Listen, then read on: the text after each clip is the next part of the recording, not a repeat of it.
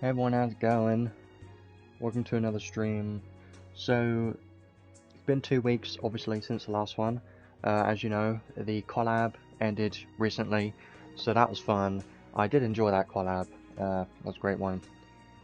So, today we have a new permanent unit. Now, I'm great. I'm glad that they have released another permanent unit, but Jesus, it took them a hell of a long time to release this guy.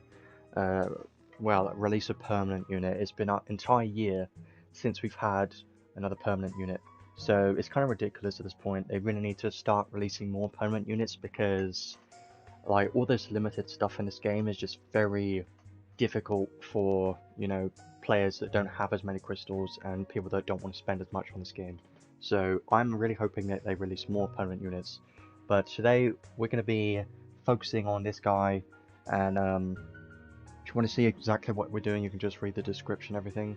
Let's have a quick look at the news first, just to make sure everyone is aware of what is in this update, because they did add a couple of things that you may not be aware of.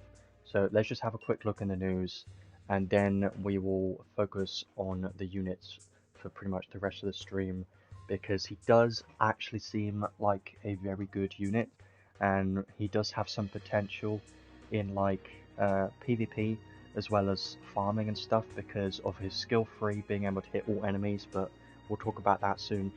So first of all, let's just have a quick look at everything that this maintenance has added the update today.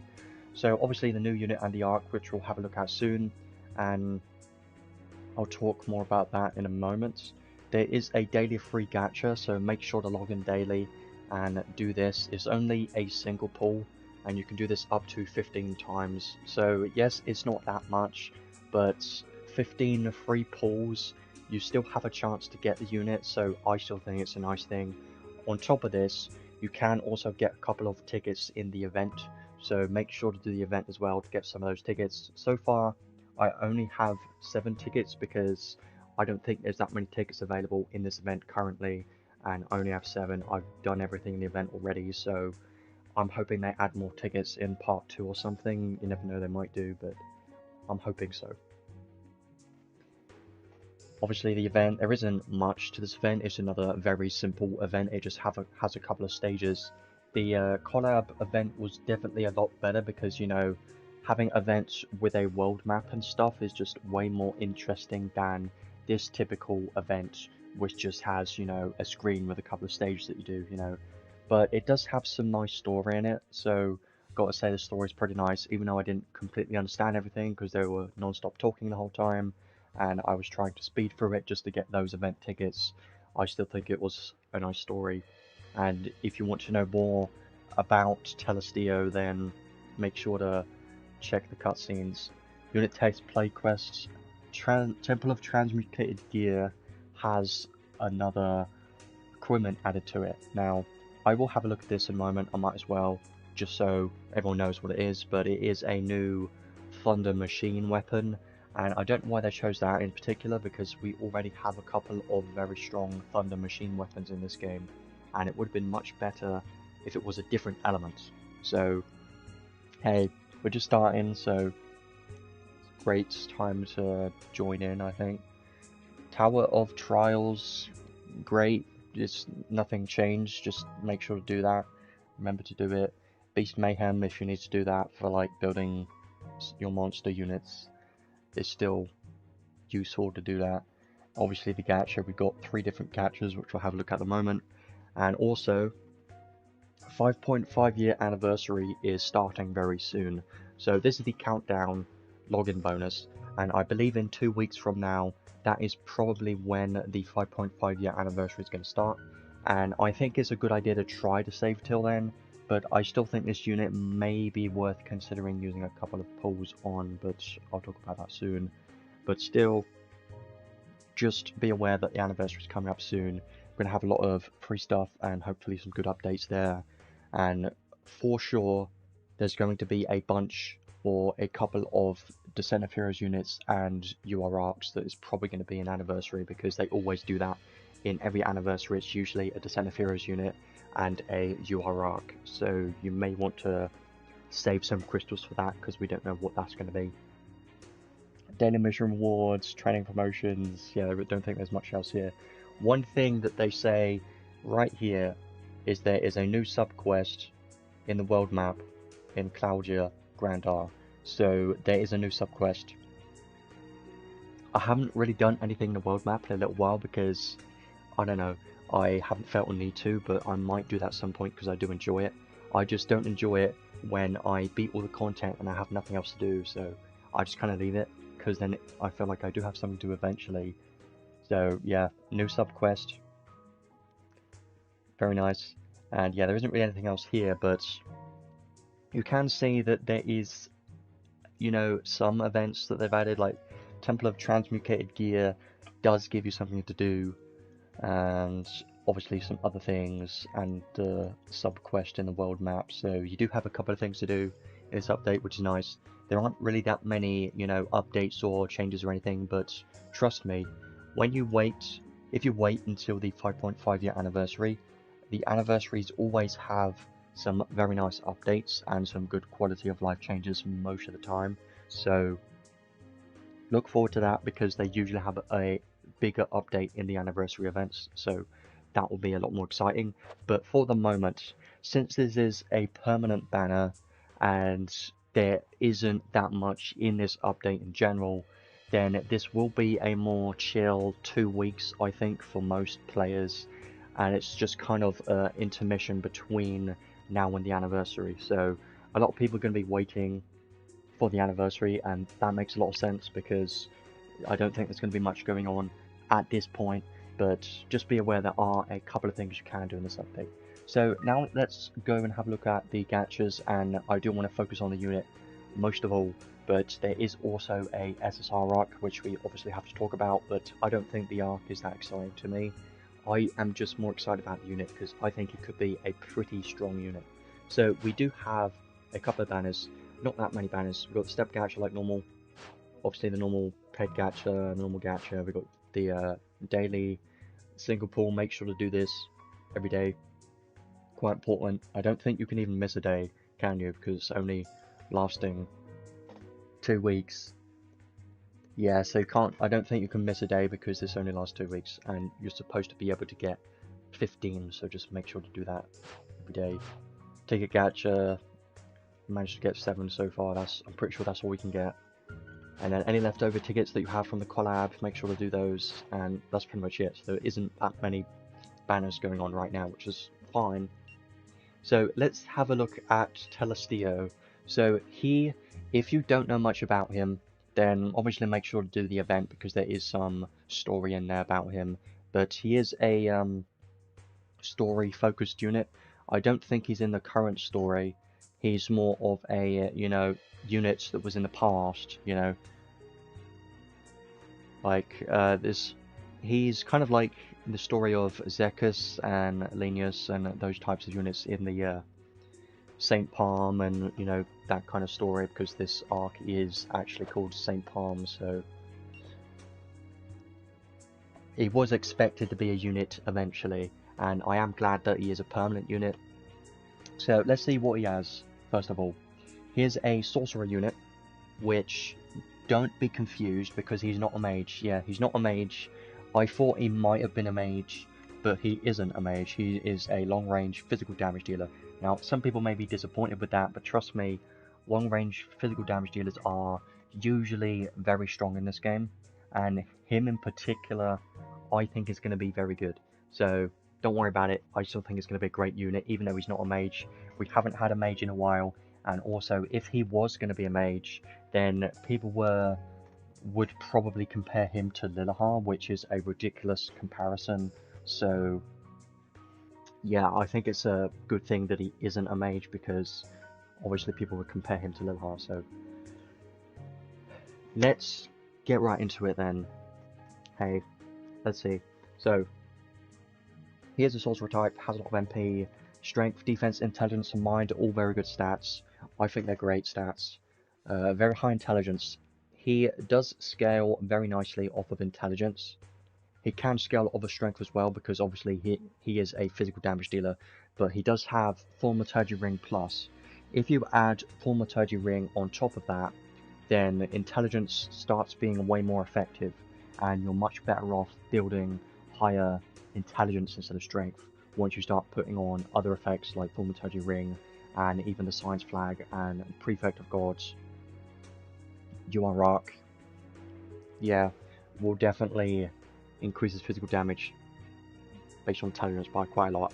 If you know this, units like Summer have a very high intelligence, and they hit quite hard because being able to scale off of intelligence and strength at the same time, most of the time in this game, it has been very strong. So I think there is some potential there already to be pretty strong.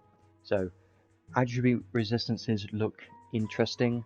I mean, plus 20 to everything, but minus 20 to light and dark. I guess that's fine. He isn't going to be hit that often because he's a long-range damage dealer, so I don't think it's that much of a big deal, honestly.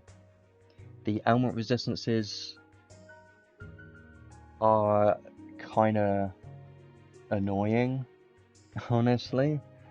Illness resistance, stun resistance, curse weakness is the main problem. Like, you don't want curse weakness because he is a physical damage dealer, and if he can't use his, skills, then he basically becomes mostly useless. Not completely, because he can inflict debuffs and stuff like that, but you're definitely going to want to focus on his curse resistance a lot, especially in PvP, because in PvP he's definitely going to be used as a physical damage dealer, and there is a skill called Gaze of the End which has a chance to inflict curse at the start of battle, and there may even be like accessories and stuff that can inflict curse as well. So you do want to make sure you have at least nil to curse, because that's going to be quite important.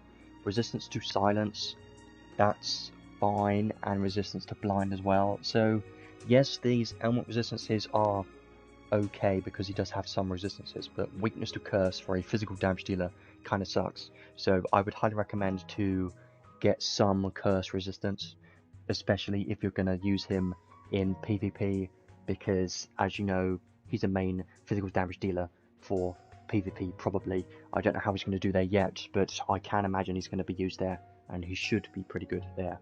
So make sure to build some curse resistance for sure, at least have nil, because that's going to be quite important.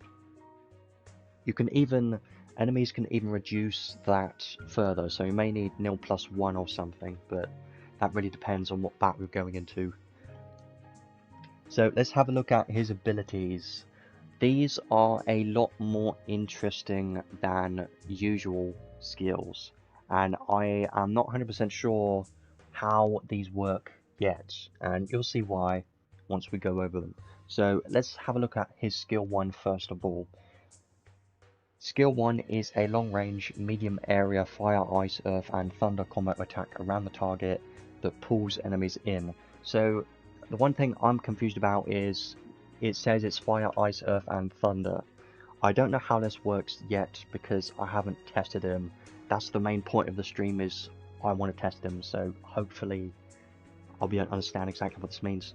But I have like 2 guesses. Number 1 is it could be similar to Chrome's skill 3, I believe, which it changes colours, and each hit is basically a different element, or every couple of hits it changes element.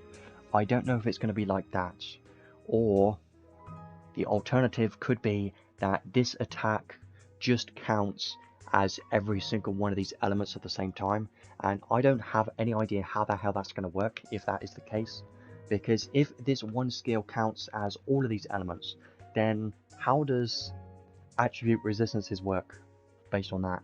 And how does like elemental boosts drive skills work on this? Like if you boost your fire damage and ice damage, I don't know, it sounds interesting and it could be good, but I don't exactly understand how this will work yet, because it says it's all of these elements, so I don't know yet.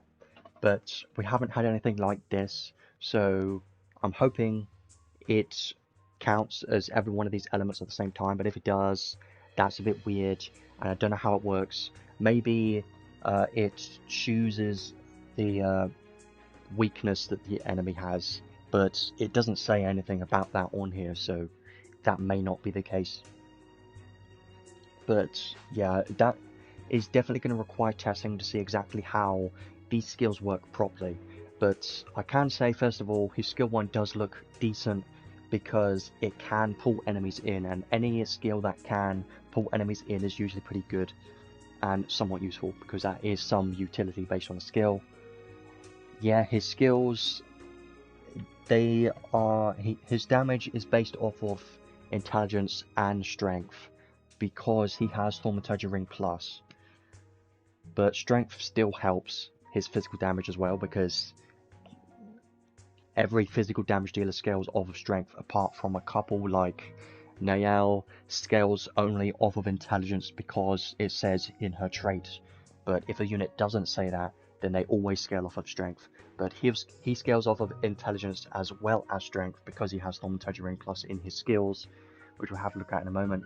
So back to his skill 1. His skill 1 is 10 hits, and I think 10 hits for skill 1 is actually pretty solid, because usually we see like around 6 or something for a skill 1, but 10 hits on a skill 1, actually pretty nice, so I do like that. His skill 2, a bit more simple. It's a long range medium area attack, so same thing, but it's also fire, ice, earth and thunder, so same thing around the target. So it's a more simple one. It doesn't do anything, it's just a long range attack that is fire, ice, earth and thunder. So this one is 12 hits. Honestly, only a 2-hit difference between his skill 1 and his skill 2. I don't know how much you're going to be using his skill 2, really. I don't think he's going to be used as a DPS, really, because he's probably going to be more used for a, support or a damage dealer, not a fast DPS. Like, there's a difference there. So I think they're nice, but the main one here is obviously going to be his skill 3. So his skill 3, pretty crazy. Fire, ice, earth, thunder combo attack to all enemies. So it's guaranteed to hit every enemy on the screen. And as you know, SLagrobos is still used in Arena for his skill 3 because it can hit every single enemy. So having another unit that can hit every single enemy on the screen has potential in PvP already. Just from reading this skill alone, it's already good. Like, it's great. This is a 24 hit skill, so that's pretty nice, and it does seem pretty fast too.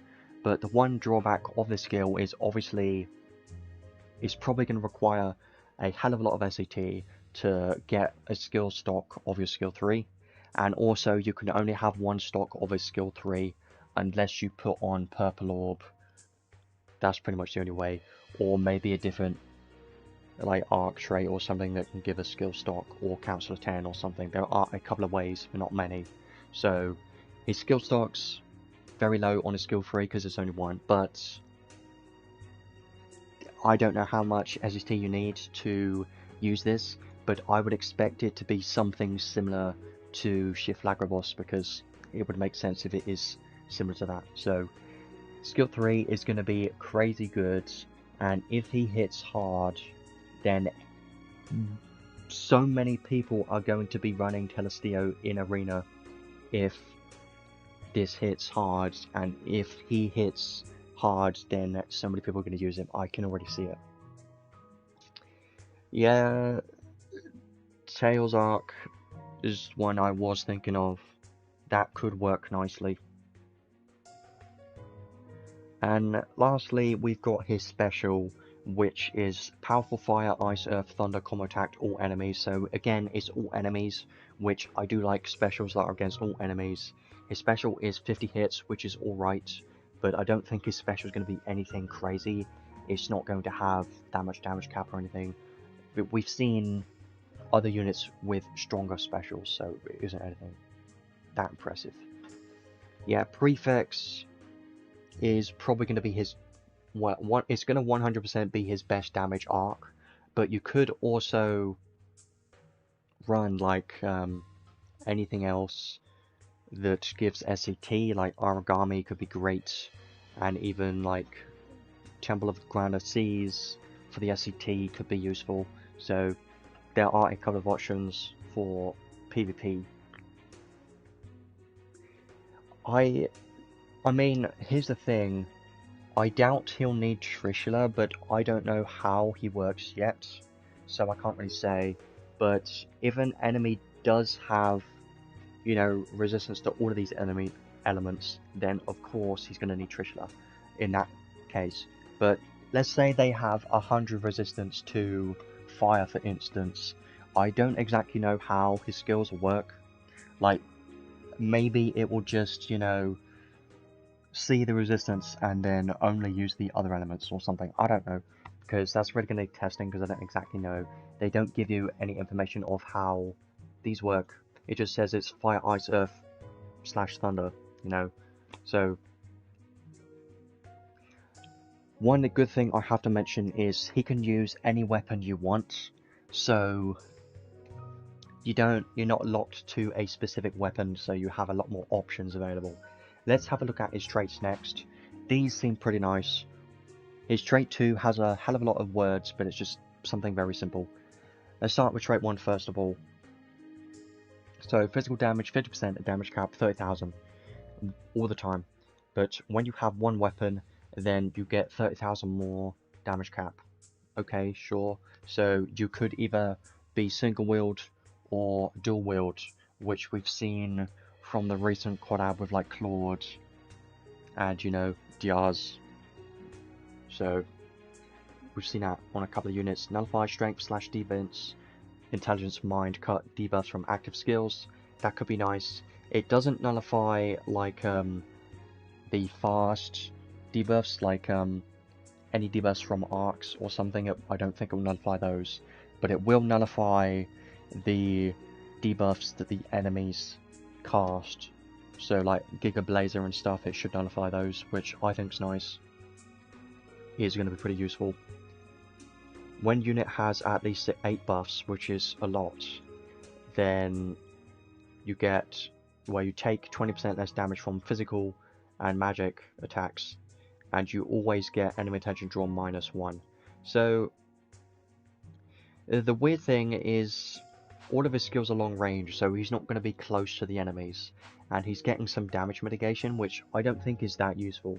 Yes, I think the magic damage mitigation is useful, but that isn't going to help because he is a sorcerer, and Lilahar obviously has Human Geyser, so he's still going to be incredibly vulnerable to magic, and at the end of the day, his main role is going to be a damage dealer for PvP, so him being able to tank really doesn't matter. So I don't really care too much about this damage mitigation. Maybe it helps a little bit. The enemy attention drawn -1 is very useful because that can stack with other skills, so I do like that. Trait 2 next has a lot of words, but it is quite simple. Think of like Shiftlogia's, you know, field buff thing that is an effect around the unit. It's kind of similar to that.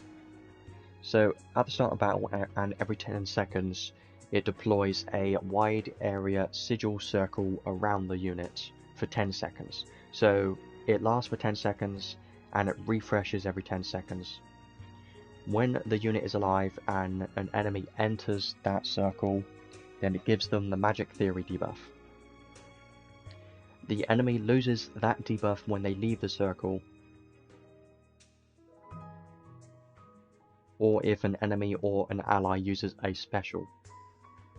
And the enemy cannot get the debuff again if they enter the same circle. So basically what that means is if they enter the circle and then they leave it and then they enter the same one and it didn't refresh the circle, then they can't get the debuff again.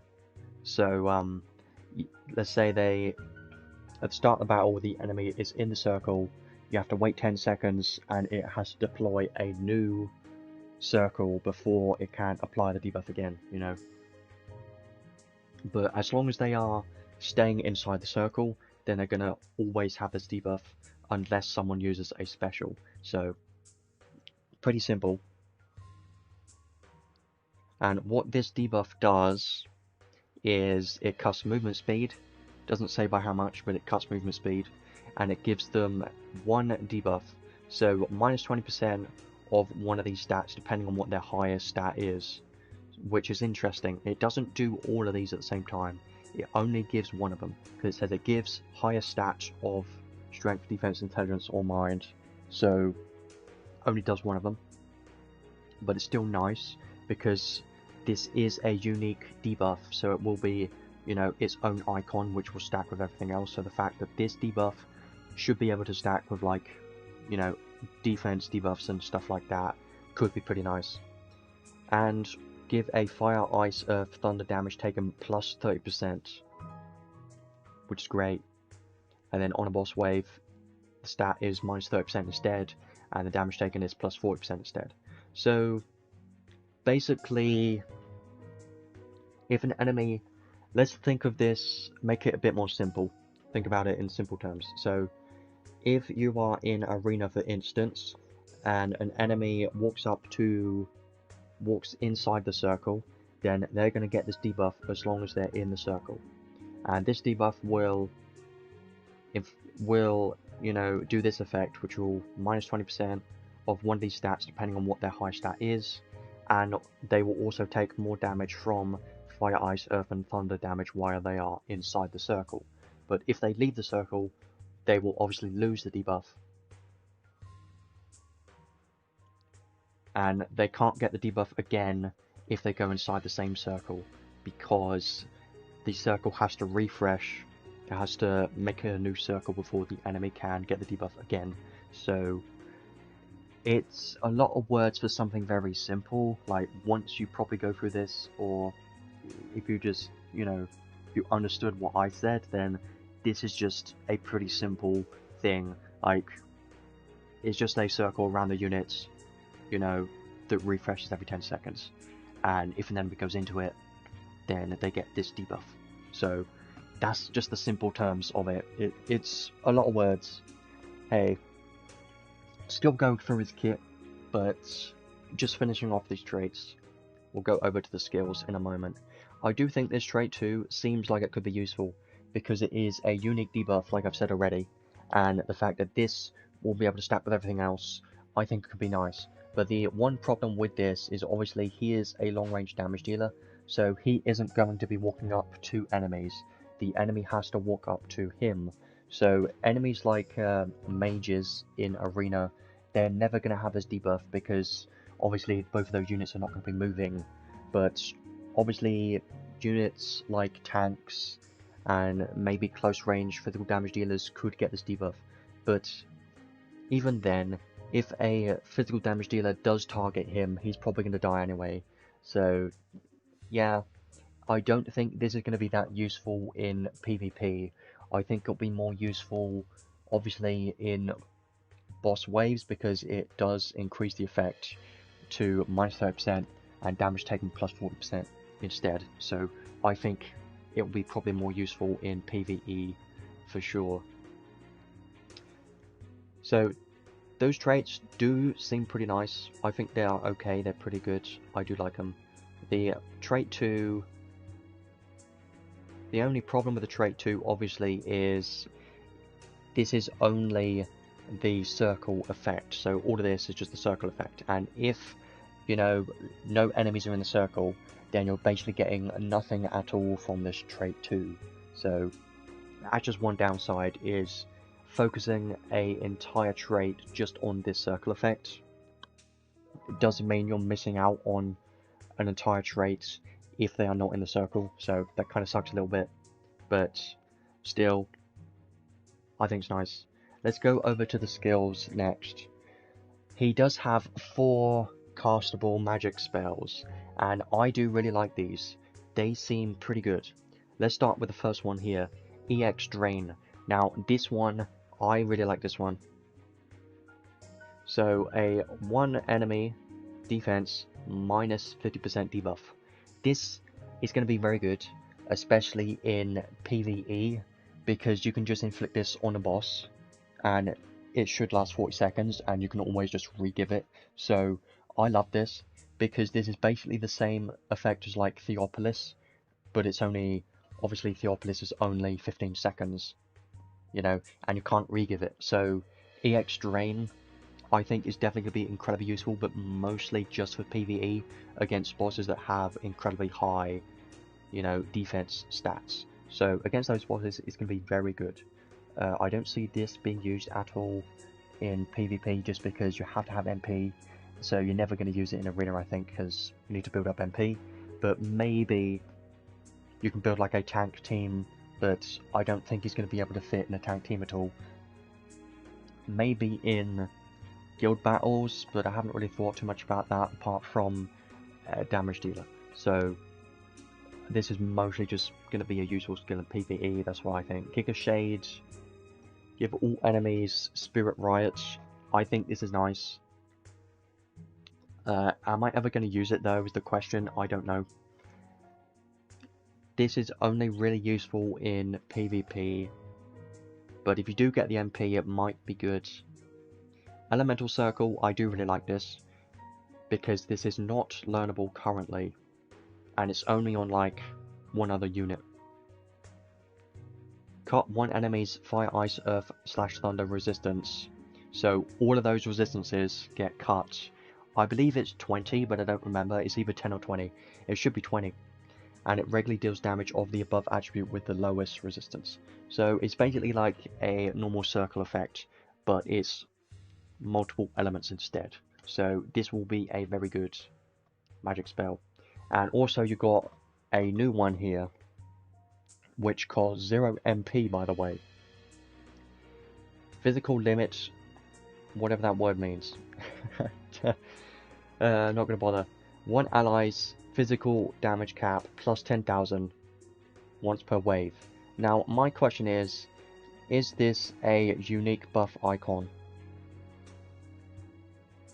Because if it is a unique buff icon, that means it's going to stack with other, you know, physical damage cap buffs, like Ark skills and things like that. But if it doesn't, that means if you use an Ark skill, that would overwrite this buff. So I'm hoping it's a unique buff icon, but I'm expecting it to not be. But even so, I still think this will be quite nice.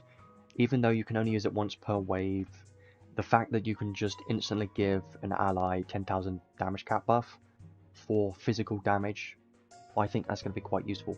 So this is great for PvE for sure. You can only use it once per wave, but I still think 10,000 is an incredible amount for dual wield damage dealers like Sonic. He would love this. So yeah, that's great. If you really look at it, what he is providing to the team already for supportive debuffs and stuff is actually pretty good. So you've got EX Drain, reduce the enemy defense by 50%. Great. Then you've also got Elemental Circle. And then you've also got this to increase an ally's damage cap by 10,000 for physical damage. And then you've also got the, you know, this circle effect, the debuff.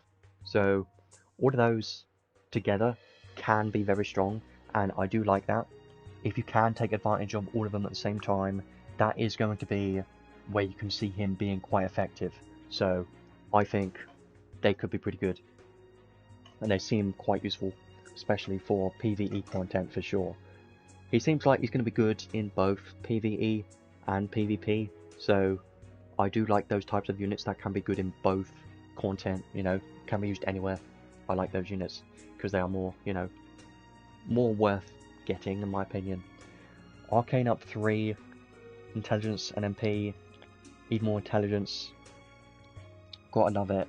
He does have quite a good amount of MP, and since these are, you know, esoteric and arcane ups, you could put on like in magic up skills as well, and MP up skills too, to have even more intelligence in mind, and MP if you want.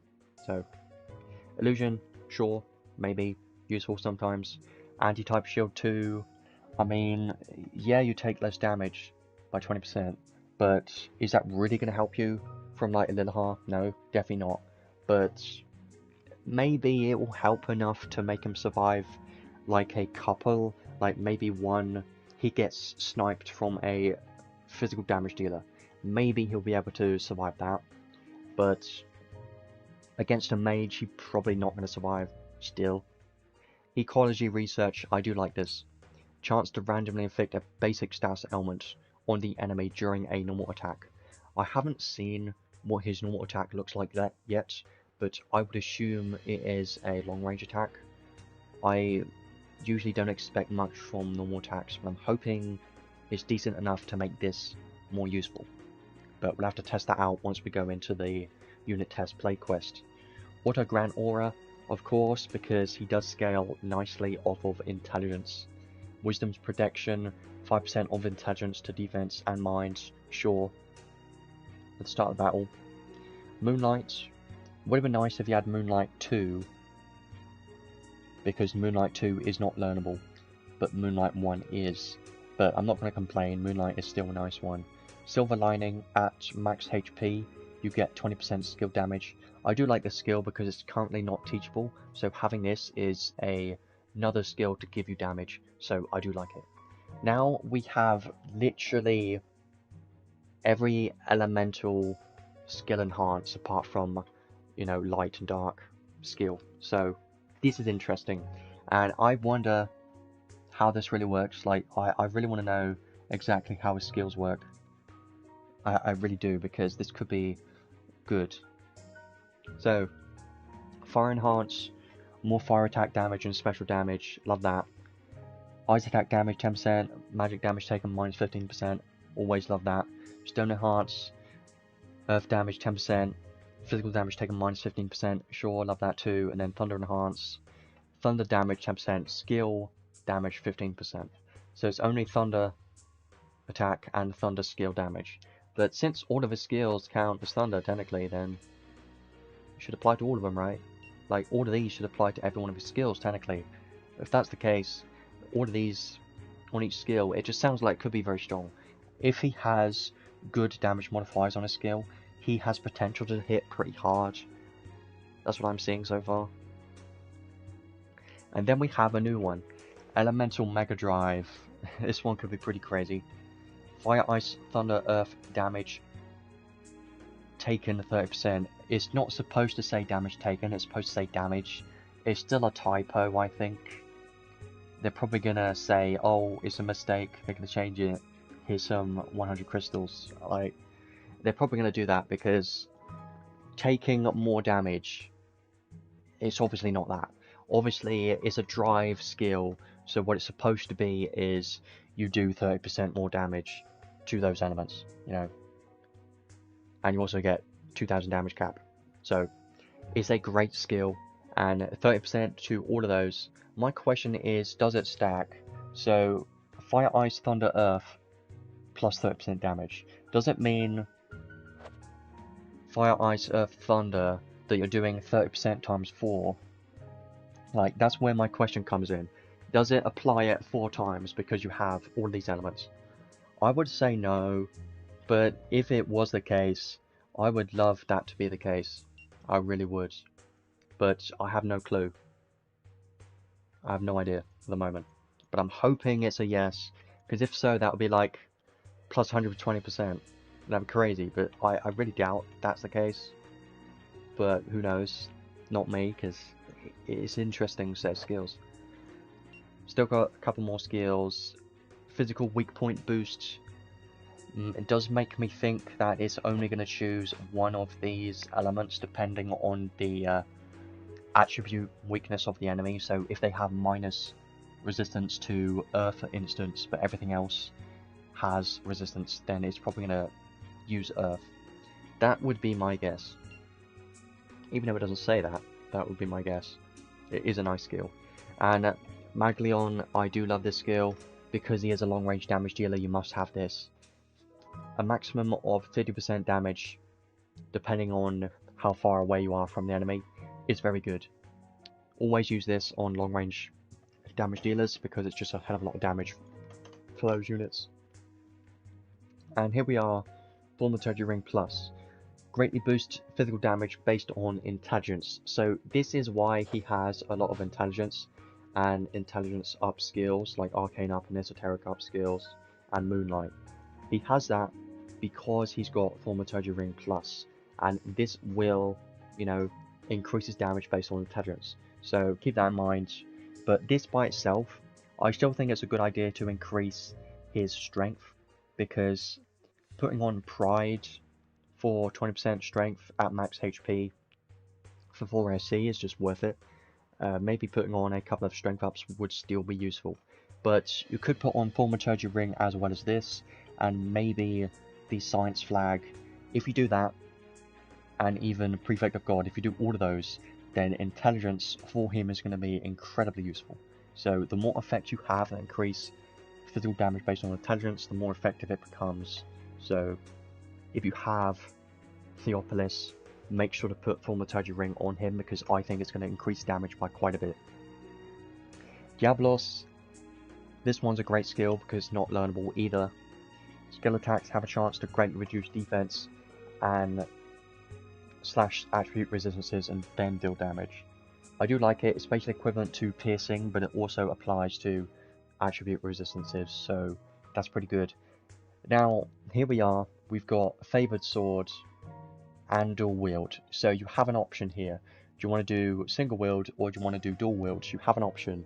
You're not forced to do one. You can do either one. And I do like units like this because it gives you, you know, a choice. You can have more build options. I think what I would do is I would do single wield in PvP, but if I want to, you know, use him for like farming in PvE content, I would definitely go for dual wields just for the extra hit counts, because that usually is a lot more useful. I'm wondering if this can apply to him, but since it says it's an ally, I don't think he can use it on himself. Haven't tested that yet. Quick Trigger, I do really like this one. Has a chance to randomly give him a skill 3. That would be crazy. But don't rely on that. I do still recommend put on like skill charge 3 and maybe some other effects for charging your skill 3 is going to be important. Decoy's great. Always love Decoy. Now we get on to more unique skills down here. Always love these. Actually, first of all, we got Imaginary Weapon. We've seen this before. And then the other 3 are only on him. Imaginary Weapon allows him to equip any weapon.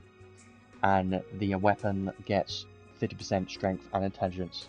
So the equipped weapon strength / intelligence plus 50% means if you have 400 intelligence weapon, then it will give you plus 200 intelligence from that weapon. So it is still pretty nice. I do like it, and it you know, it gives you an option, like you can equip anything on him that you want to. So you can equip any weapon. Should be easy to build, I think. Conjuring Barrier, damage taken from enemies with Magic Theory debuff, minus 40%. That's nice, and Continuous Matisse and High Protection effect. So honestly, he does have some nice damage mitigation from this, and other damage mitigation, like in his traits and stuff, is not bad. So there, maybe he'll be able to tank like a SLagrobos or something in Arena is kind of what I'm thinking, because High Protection is very nice, and if they have Magic Theory, he might be able to tank a little bit. Yeah, he doesn't look very nice. There is one skill here that I am interested in. Which one is it? This one. This one's pretty crazy. So look at this. At the start of battle, auto cast Fire, Ice, Earth and Thunder Wall 2. And when using a skill, there's a chance to give Fire, Ice, Earth and / or Thunder Wall 2. It's pretty crazy. It's pretty cracked. Like, if it means Fire Wall 2, Ice Wall 2, Earth Wall 2 and Thunder Wall 2, if that is all of them at the start of battle, it's crazy. Do you know why? It's because it doesn't say that it's only on the unit. So this means it's the entire team that's getting Fire Wall 2, Ice Wall 2, Earth Wall 2 and Thunder Wall 2. If that's the case, then this is going to be incredibly strong for like guild battles, maybe arena. Yeah, it's going to be crazy. And I'm pretty sure it means Firewall 2, Ice Wall 2, Earth Wall 2, and Thunder Wall 2 because it has Thunder Wall 2. It should be all of them 2, which is crazy because that's like minus 35% damage taken from all those elements. Love it. Crazy. Amazing. And when using a skill, there's a chance to give those buffs again. I love it. I am honestly thinking he's going to be a very strong unit. Like, if you look at what he's got in his kit, he's got some very nice supportive buffs and debuffs in his kit. And I love it. I love those types of things. And this skill is very effective. It's going to be very useful by itself. Because being able to auto-cast all of these for your entire team, yeah, this is going to be great. And then the last one here, Fire, Ice, Thunder, Earth, physical damage 20% and damage cap 5,000. On a boss wave you get 10,000 more, and your special damage 70% and damage cap 60,000. Very nice. I do like it. Kind of similar to, you know, Elemental Mega Drive because it applies to all those elements. It's very nice. So far it's already looking pretty damn impressive. I do like this. He's actually Descent of Heroes worthy unit in terms of power.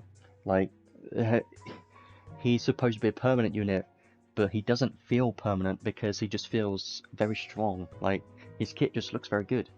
Like, maybe testing he'll be more disappointing, but I doubt that's the case. Like, on paper it just looks incredibly good. So, 6 enhanced skills, these all look very nice. Boost skill damage by 15%, love that. Boost skill damage cap, sure, love it. Special damage and damage cap, sure, if you want his special to do more, because it does have 50 hits, it might do something. Take 10% less damage from everything, love that too. Duration of debuffs, cool, sure, that will be useful because it does have some debuffs. Long range attack, just gives you more damage cap based on distance, and then physical weak point boost, 30% damage when hitting a weak point. So honestly, I really like this kit, and I do think he's worth pulling. Like, I don't know if it's just me, but this kit is just very impressive. It has a lot going for it. He's got a lot in his kit. He could be useful in like so many different scenarios for arena, guild battles, and even clearing waves in PvE content. He's going to be very good everywhere. So I just think he could be incredibly strong. Now, how is he going to do in like tier lists and stuff? I never say, because I don't know yet, because he only just came out, and I don't like shoving numbers into people's faces, because that's not the right thing to do. I just give my opinion on things. But so far, he seems like a very strong unit, and I would love to have him because he just seems like a unit worth having. You know, like he seems like he's going to be a meta unit. If he hits hard, he definitely will be a meta unit, and people will use him in arena. So I'm a bit worried about it because when SLagrobos came out, I was worried because his skill 3 being able to hit all enemies was crazy when he came out, and it was meta at the time, and he's still useful now. So Telestio actually being a proper physical damage dealer with a skill 3 that hits all enemies very much worries me, because it could be very strong. We'll have to see how it plays out in arena at some point, but my expectations are so many people are going to run him in arena, and if you see that, then don't be surprised, because if he hits hard, he may just wipe your team or most of your team. So if you see him in arena, better be scared, because he could be very strong. I think he's going to be great. I can't say what his damage is like yet. I'm hoping he hits hard, but I don't know. Like, his main role is a mix of a damage dealer and a support, I think. But he does have some good damage skills. I definitely think that you will 100% need other damage skills to reach his full potential. Like, obviously you will. But things like Prefect of God, SSR Ark, and stuff like that is going to increase his damage by a hell of a lot. And if you're missing those limited skills and stuff, then yes, he may not do well enough. Kind of like SLagrobos requiring Science Flag. Telestio, he should hit harder than SLagrobos. If he does, then yeah, he's definitely going to be great. Let's have a quick look at the Ark next, but honestly I'm not that excited about this one just because it's an SSR and it doesn't really have that much that I'm that interested in. So the trait, first of all, it's okay, I guess. Like, I don't think I'll ever use it. So Sorcerer only gets minus 50% strength, but 15% more intelligence and mind. Yeah, the Archive reward is alright. This just kind of sucks. Like, think about this. 50% less strength, but you get 15% intelligence and mind. Like, this is supposed to be Telestio's Ark, right? Because on his banner, well, he still scales off of strength, so I don't think this is worth using on Telestio. But on a mage, in that case, yes, because a mage doesn't scale off of strength at all. But Telestio still scales off of strength, so this just doesn't benefit him enough. Because minus 50% strength, he will lose out damage on that. The 15% intelligence just won't be worth it.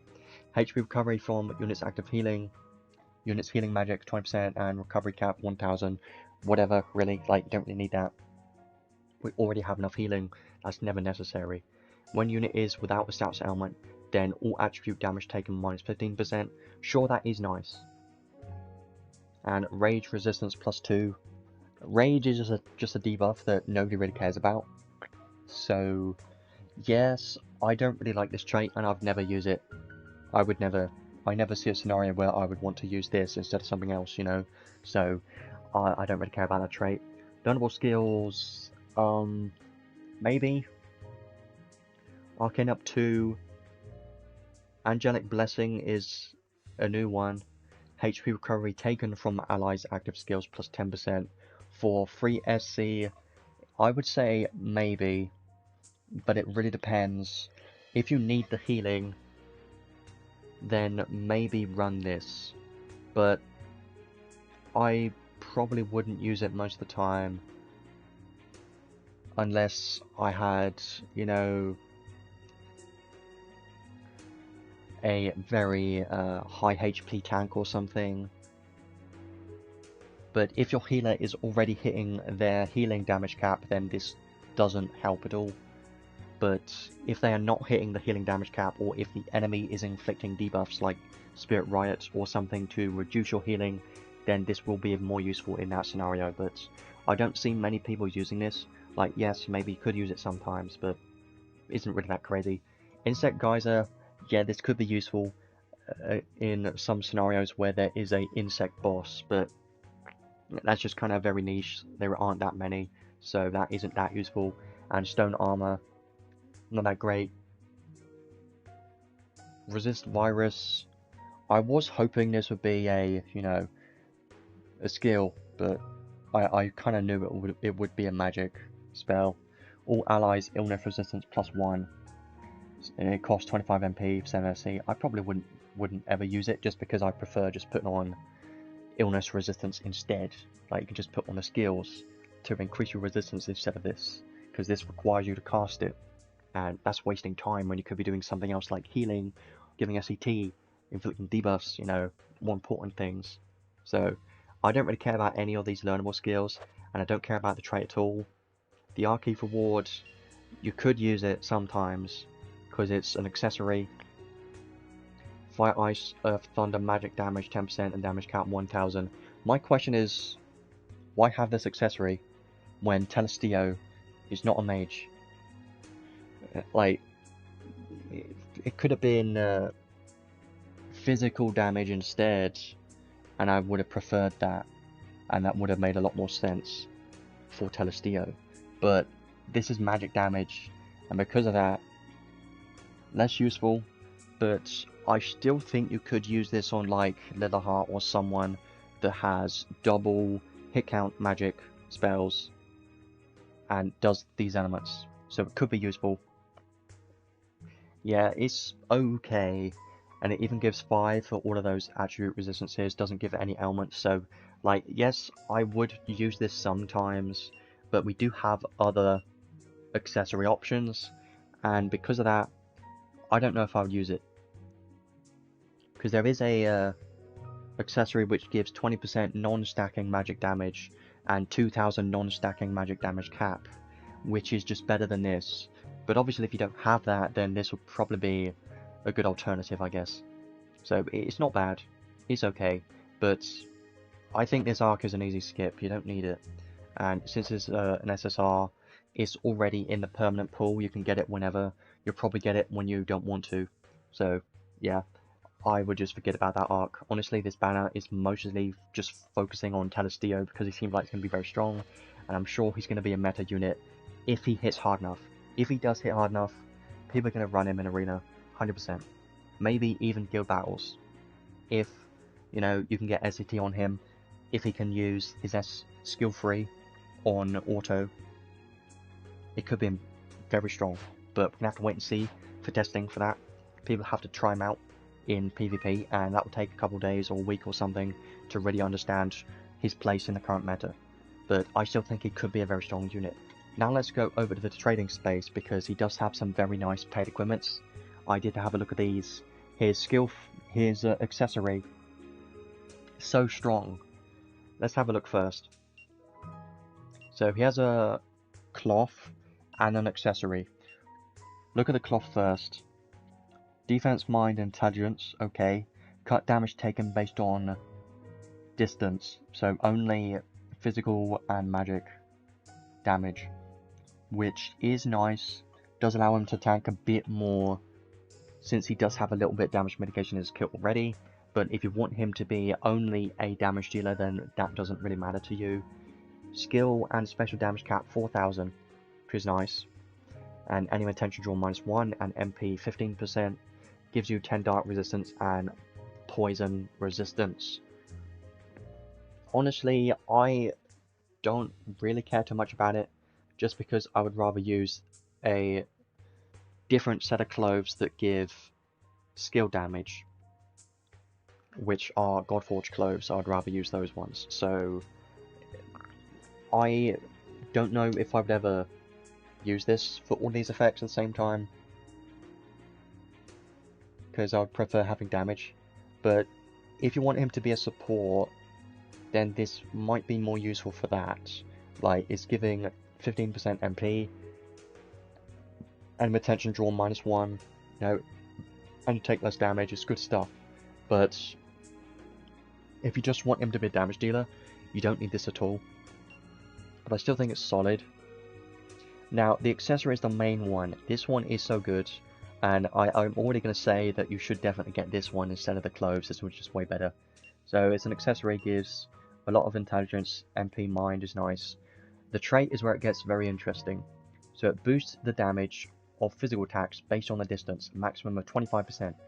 25% physical damage on an accessory is crazy. That's already very strong. But it gets even better. Battle start restores skill free to SCT by 10 seconds. That is crazy, because as you know, his skill free is his best skill because it hits all enemies on the map. So this is perfect for him.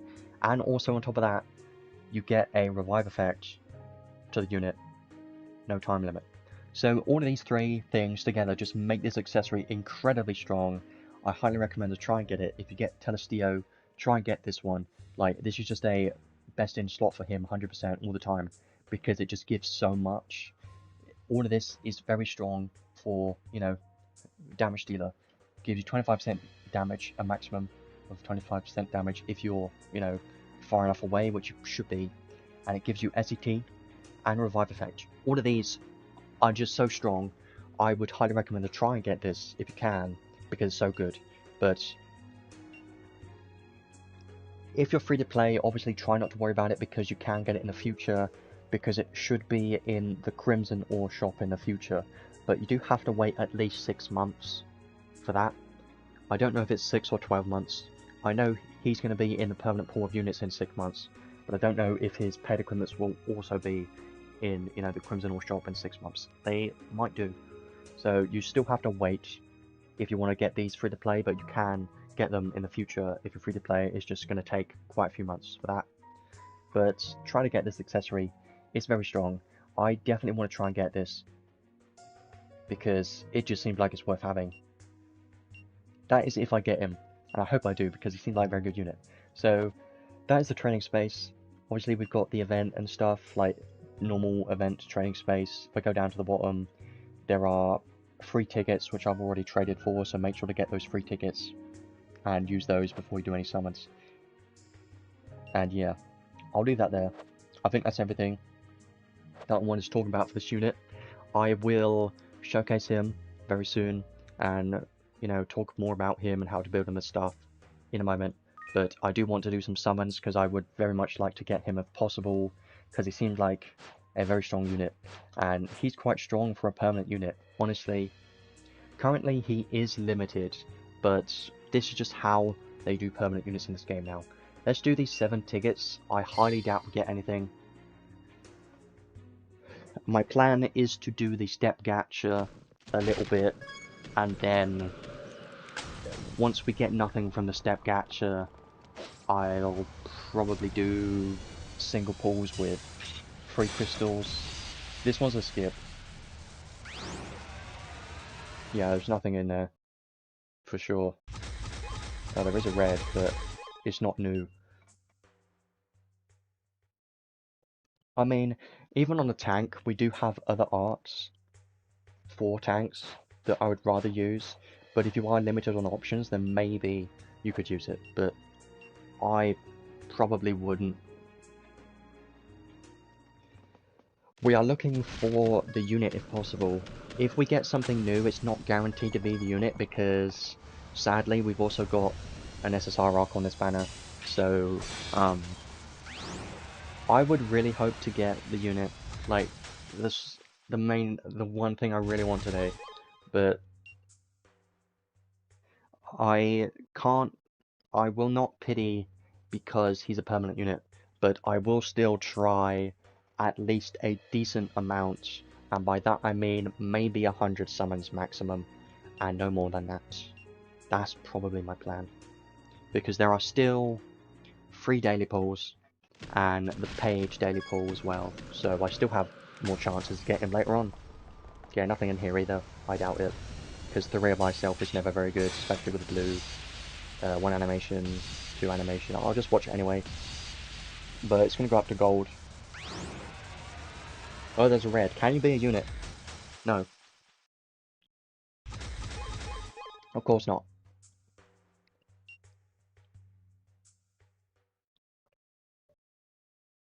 If I get something new, and it's the Ark, I'm going to be very disappointed. I'm going to be very sad if that happens. Just please don't happen. I'd really like to get this unit. I will get his accessory. I'm planning to. But that's if I get him, so 1 animation, not enough for anything good at all. See, only a gold. Only gold. Yep. Awful. Well, this paid step gacha does have lap 2, which is nice, because this only costs 1,000, so I will definitely be doing that. I'm considering, hey look, another typo. That's step 1, step 1. 2 step 1s. I was supposed to say step 2, not step 1, step 1. Really? I'll do this one. This one's a temple. And then, I think I will do some single pulls after this. There's a gold which I like seeing, but only Zekis by himself is really not promising at all. It has to have at least 2 or 3 animations. If not, then it's just going to stay gold, but even if it gets 2 or 3, it's not even guaranteed at this point. So, 1, 2 is a maybe, but there is 1. Can you be a unit? Please, no arcs. Shit. I'm just going to skip it. Oh, I don't want it. I don't want it. I don't want it. I don't want it. I'm ignoring you.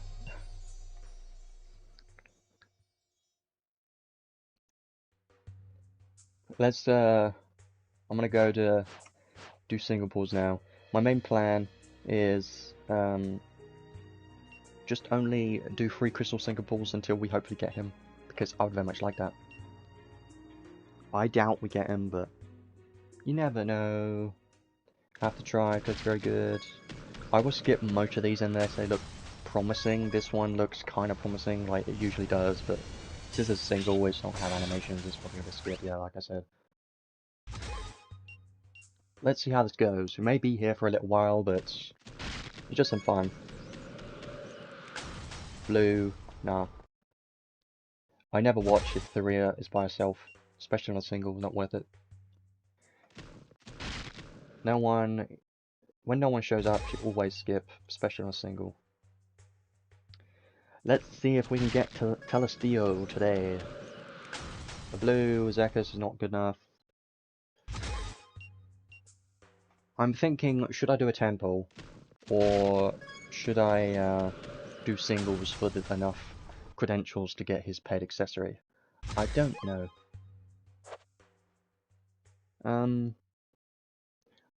I will think about it. Let's go to training space just to see what we're at the moment.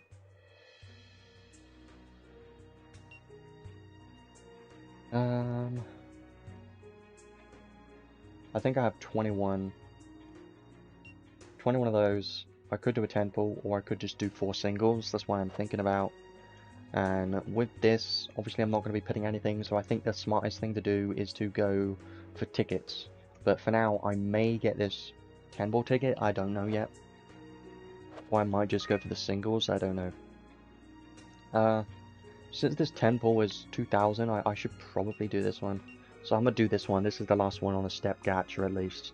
Not doing any more than this. Tharia, can you please give me Telestio? Please? Oh, she's by herself. That sucks. So much.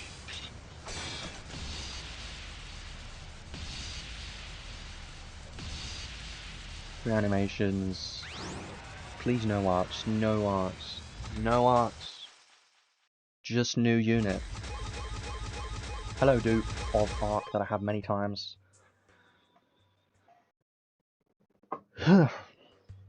Well, that's all the paid crystals that I'm going to be spending today. I don't see any reason to spend any more paid crystals. What does this gacha have, by the way? So you can get Telestio guaranteed on lap 3, but would that even be worth it? How much is that? 3, 6, 9, 12, 15, 18. I mean, I'll be honest, it's actually cheaper than a normal, you know, Descent of Heroes step gacha or something. So it's not too bad.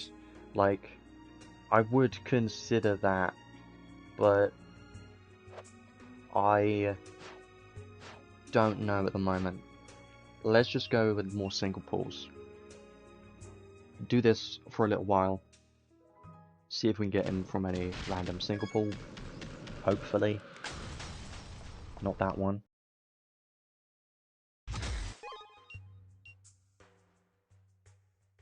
I wonder if anyone's using Telestio in Arena already. There's probably some crazy person that built him in like 2 seconds. Because if he is going to be incredibly good in like Arena and guild battles like right now, then I feel like he should be worth getting for sure. But do I want to pity? No, but do I have to? This one's another skip. I mean, a Tharia with Zekis has a chance to get red, but I don't want to take too long. Zekis, I only watch if it's a gold, it's a blue, so I skip that one. Can we please get something? I would like to. I know I've had some really good luck recently, but I'm trying to be smart with crystals, you know, and trying to get the things that I need. Doesn't always happen, as you can see.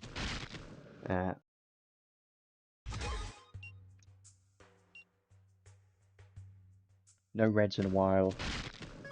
The Rhea gold, I'll watch it just because it's a gold, but it's not going to go anywhere. 1, 2. No. I mean, it could have went up, but it didn't. It decided not to. Man, this is gonna suck, isn't it? I can already feel it. Like, it's gonna suck. This will suck. Damn. Still no single pool reds.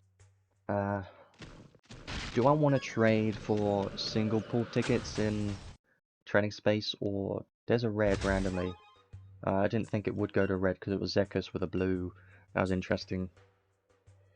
I think I should definitely say for that temple ticket is a better idea. The rare by itself, never anything good. Always terrible. I do it this way because temples are just, you know, you could get the unit like early up in the temple, and then at that point you're wasting crystals, so no point to do a temple with free crystals ever.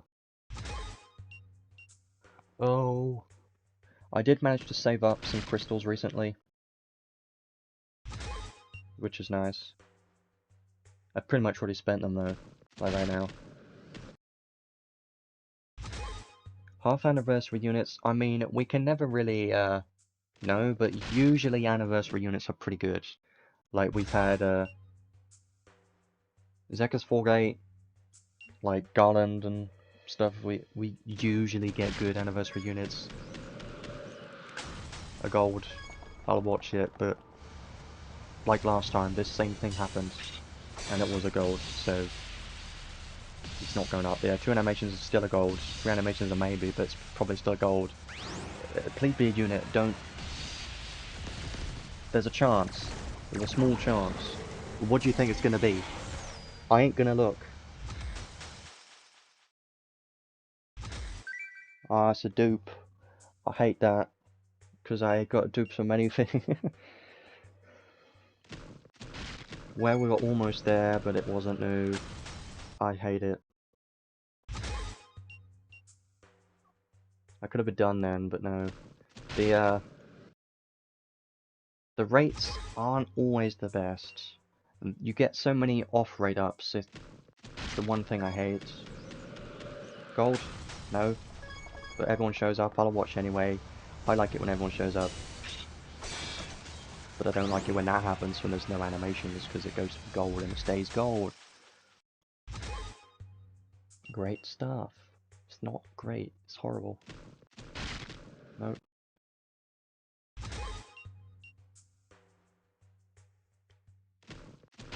I would like some more luck. I need it. Maybe. The blue, no. Blues are bad. Crap. That was weird, but another dupe of many things that I got ready many times. There's also a small chance that I get a SSR Ark that I don't have yet, because I think there's one SSR that I haven't gotten yet. So, get lost. I hate you. I don't like you. No one wants to see you. You're ugly. Just insult the gacha. Not the gacha, the Ark.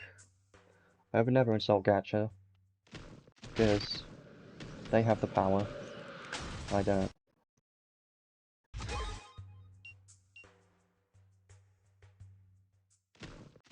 Oh man, I know this is gonna be awful.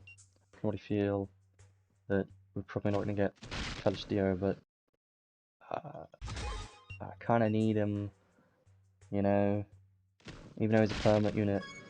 A little bit, I mean, a little bit. It's a gold. Oh, yeah.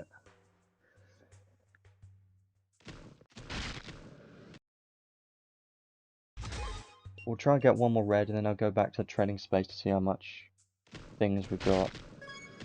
A little bit, I'm not gonna watch you. I should have watched you. I should have watched it.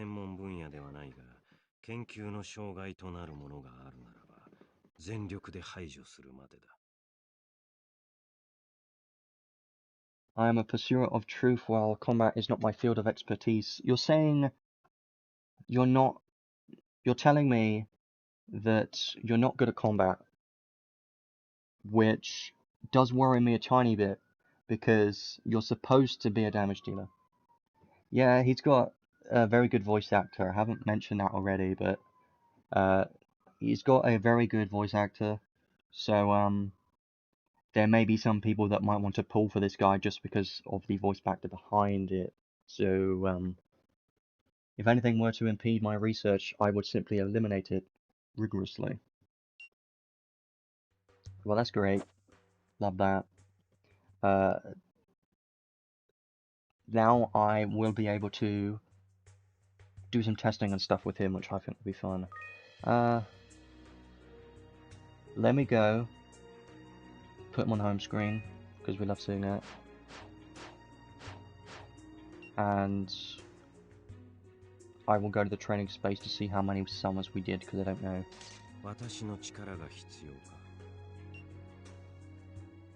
I am just glad that we didn't have to do any more of the step gacha, because this costing paid crystals, I always like to, I like saving the paid crystals.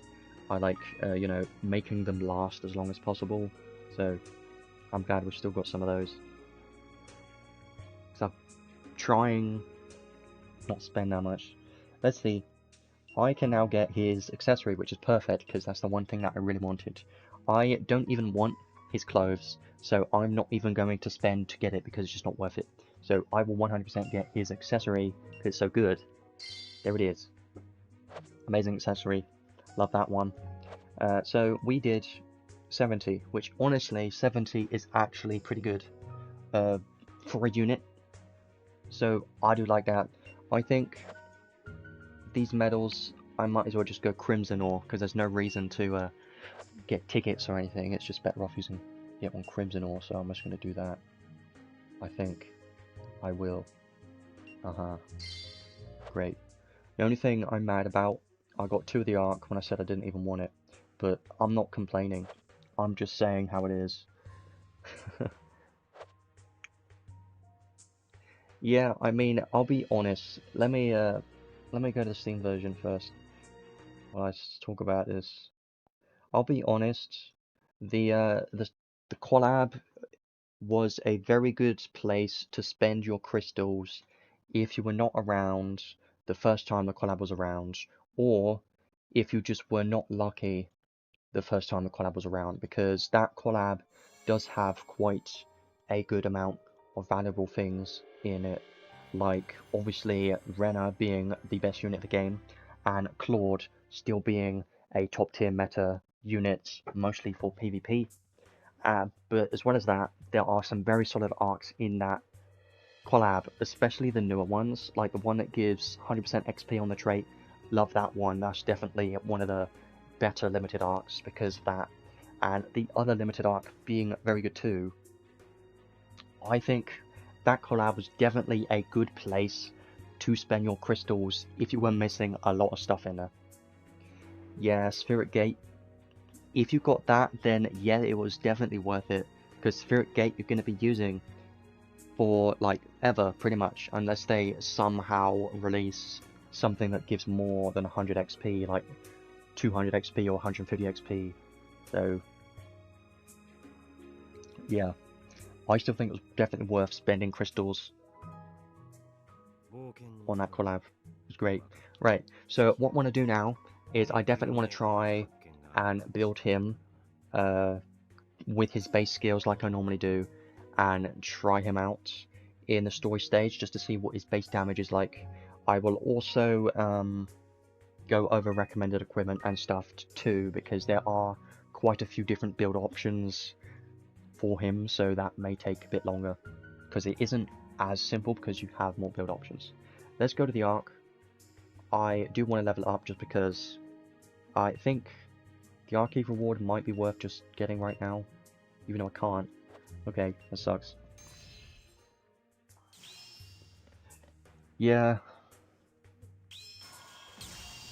I've only ever watched Yu-Gi-Oh!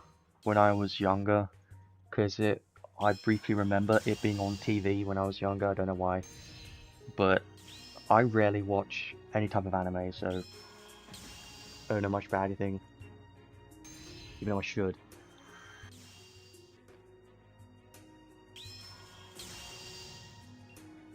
I'll be honest, I prefer playing things instead of watching, you know? That's probably the main reason why I play anime games, but I don't watch anime, because I like doing something. And when I'm sitting there watching, and if I'm not doing anything, I just feel like, you know, I should be doing something, you know? That's just me. I just prefer playing things.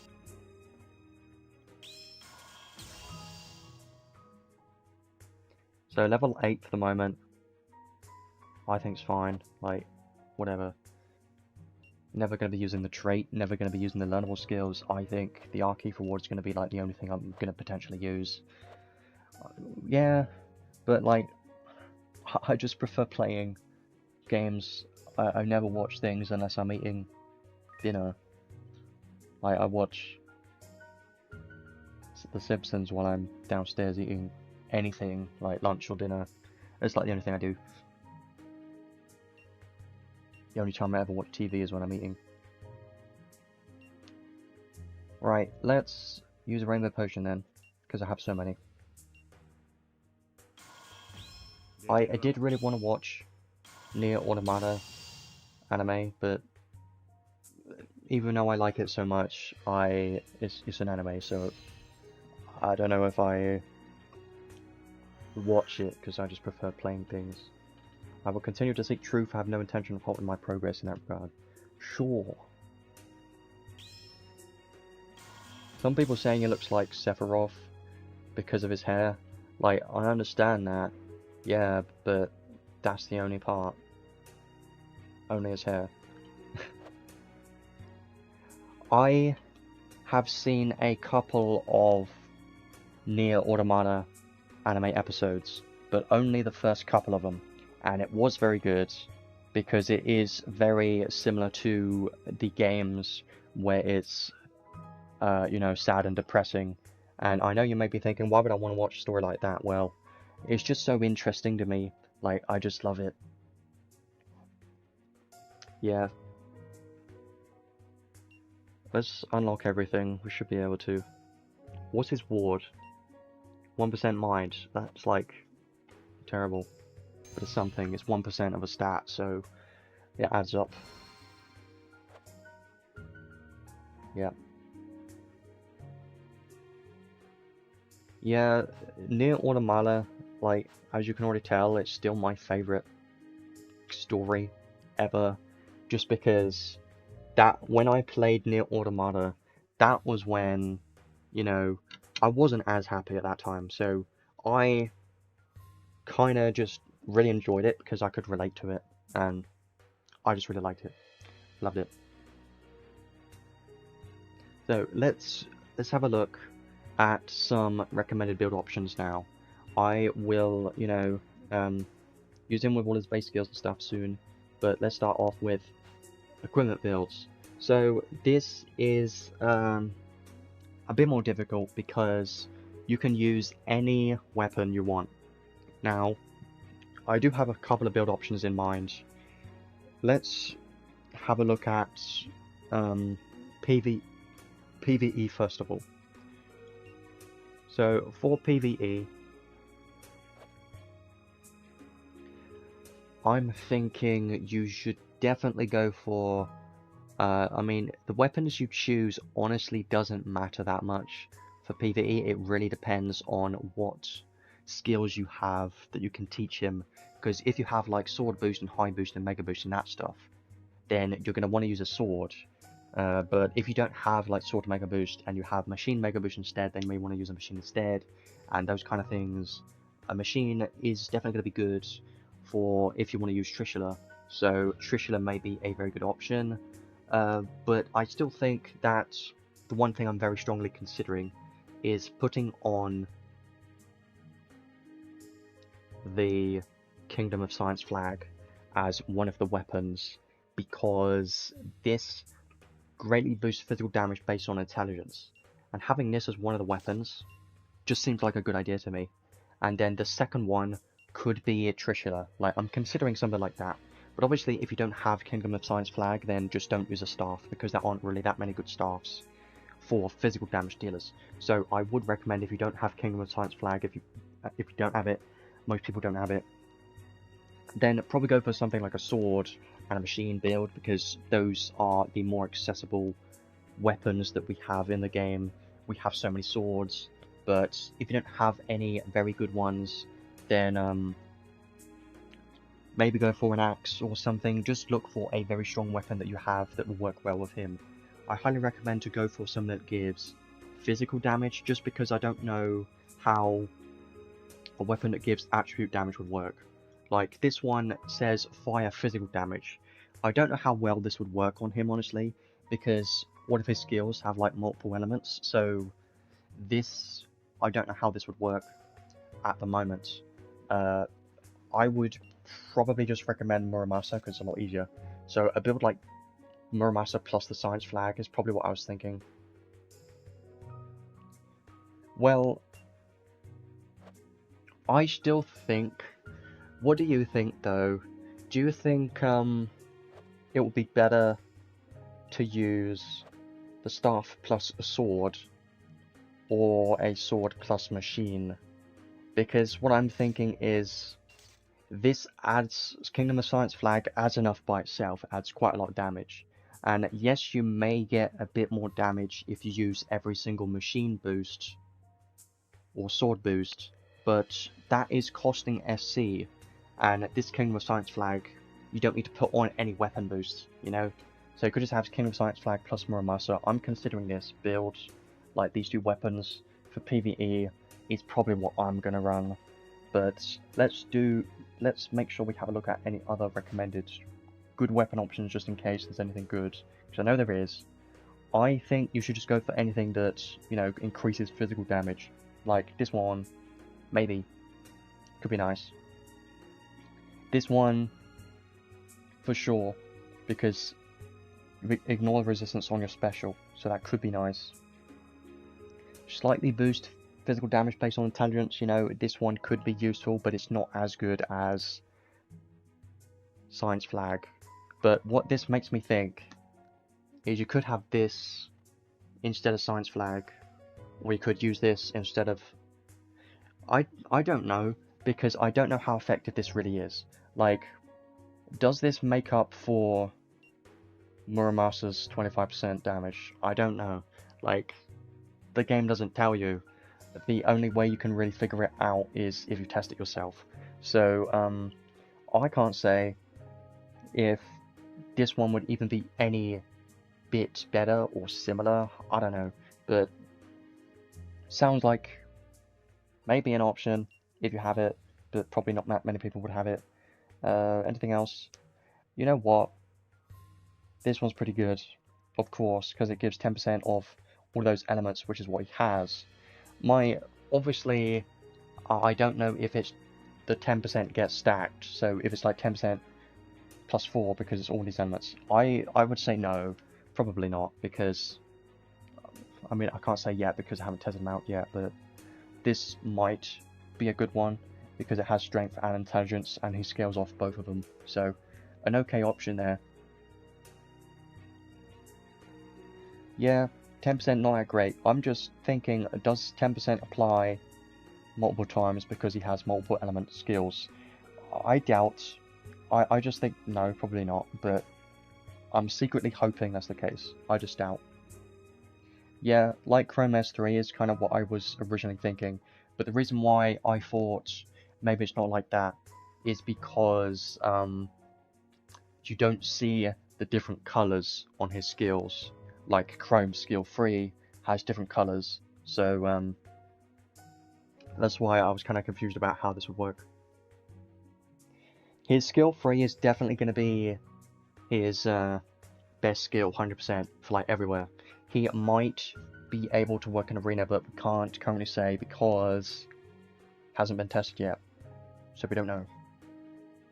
This axe could be pretty nice because it gives 20% physical damage. Could be good.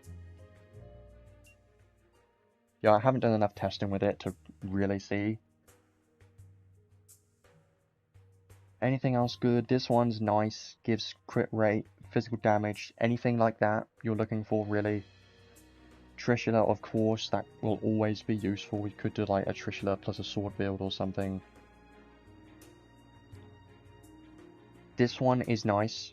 I do like it because critical damage, and when you're far enough from the enemy you get 10% damage. So this one's pretty good. This one, if you're up against bosses, could be nice for the machine option. Yeah, you have so many options, honestly. A millhead, if you want more elements, potentially. These are all one specific element, so they're not going to be as useful. Yeah, that's kind of the main ones. But for now, I'm going to be running these two just to see how this performs. But I may switch it out and test out like different equipments and see their damage differences. But for the moment, I think I'll just run this just because this sounds like it'll be good. I could try running like this instead. I'm thinking about it, but I still think Muramasa is probably the better option right now. So for accessories, obviously I'm going to be running his pet accessory all the time in every single build, but I will look at other accessory options if you don't have that, because there are still some very nice ones, but a lot of them are more limited, and he doesn't have as many good options, I think. Actually, he should have a lot of options because it really depends on the weapons you're using. Mithril Relief, you don't have to use a sword because this gives you 10% skill damage all the time. The movement speed is only when using a sword, and that doesn't really matter. He doesn't really need movement speed, so you could just use this. That would be nice. And overall, you're just looking for something that gives physical damage or skill damage. Anything that gives attribute damage probably won't be as useful. This one's nice because it gives you skill damage. Even gives strength and intelligence, could be very nice. I wonder if there's anything that gives curse resistance that would be useful on him, because he does need curse resistance. I'll look at that in a moment. Fire/ice damage, not really. This one could be nice, of course, because when you're hitting a weakness and anti-type damage, he doesn't have any slayers, but if you're hitting a weakness, then maybe. And then down here is where we start getting onto the good stuff. So this one, if you have this, will be very nice because you get 10% skill damage all the time, so love that one. Also, this one maybe, if they're in the air, then that might be useful, but not my favourite. This one, if you're up against divinity type enemies, could be very good. And this one, if you're up against machines, of course. Spring, I do love the Spring. It was from the Sonic collab, but it is a very nice one, because you get 10% skill damage, and damage to airborne enemies, 10%. It's very nice. I occasionally put Slayers on a unit, but it really, it really depends on the build and the unit. Most of the time I wouldn't. But if I have like a 130 SC build, then I might consider one Slayer or something. It really depends. I sometimes put on like God Slayer on Lilahart or something. I know she has Human Slayer already. Someone like Summer Sarah who doesn't have any Slayers, I probably wouldn't worry about it and try and focus on maximum damage most of the time. But again, it really depends. I do love this accessory. We had this recently, so if you got this, this would be a very nice one too. And this one, of course, a very nice one. Skill damage and damage cap, love that one. I'm probably going to use that maybe. 2 weapons of the same type, if you have that, this one would be great, because it even gives you curse resistance, so I do like that. For now, I'm thinking I might just go with this one to make it easier, and I think I'll run this build for now. Let's have a look quickly at anything that has curse resistance just in case. Obviously you've got these, which obviously they're great for that. Earth, Light, MP. If you need MP for a support build, then this might work pretty well because this gives quite a lot of MP. gives you silence and curse resistance, so maybe this one could be pretty solid. And obviously this one that I've already mentioned. Amulet of the Vow if you want more damage mitigation. But yeah, there aren't too many. You could put on Holy Water if you really want to, like, make sure that you can never get cursed ever. Then you can just put on this accessory and then not worry about it. But you are losing out on, like, a potential accessory for damage. But it may be worth it, because you're saving SC by doing this. So, actually, this one's not a bad idea, because if you want to make him nil +1 to curse with just your skills, your SC, then it would take quite a bit of SC to do that. So it may be worth it just to use this accessory and then use that SC on damage skills instead. So this won't be bad. I would consider that if you need the curse resistance, which you most likely will. So definitely some very good solid options. If you were to go for a single wield build for Arena, just to clarify, Arena, pretty much you're always better off using single wield when you have the option to. So I would highly recommend using single wield in PvP for sure, because they're just better off that way. I would recommend like just one weapon, like Muramasa or something very good, probably Muramasa. I would consider Kingdom of Science Flag if you've got it, but most people should have Muramasa, so that would be an easy option if you have it. But just go for any of the weapons I've already mentioned, and go for the strongest one you have that gives physical or skill damage. But for clothes, you kind of do want clothes. You could put a robe if you want. I'll have a look at both. This is definitely the one I would use, because it's a Godforge clothes, right? It's Godforge, and you get 15% skill damage. So that's the main reason why I would use this, is for the skill damage alone. And I think this would be great. You do take less physical damage too, that can help a little bit. But yeah, I would definitely consider this. There are a couple more like this, if you know you're going up against a specific type. If you want to put on soldier typing, you could put that on, but you're just better off using this. If you got that, you should have it. Maybe this, actually not bad, but this is for PvE, and you wouldn't want single wield for PvE at all, because you're just better off doing dual wield in that case. So probably not use it, but it does give curse resistance, so a maybe. And it also gives Grand Brave, which he doesn't actually have, so that's not bad. Then anything like this, if you want him to be able to tank a bit more, can be useful. They're not bad. Obviously for robes, there aren't really that many good robes for a physical damage dealer, so I don't think there's really going to be anything good here. Like maybe something like this, because it gives, you know, an MP regeneration effect and you take less damage. I should get this to +40, I really should. But it's not the best option. You're probably just better off using, you know, clothes for a physical damage dealer.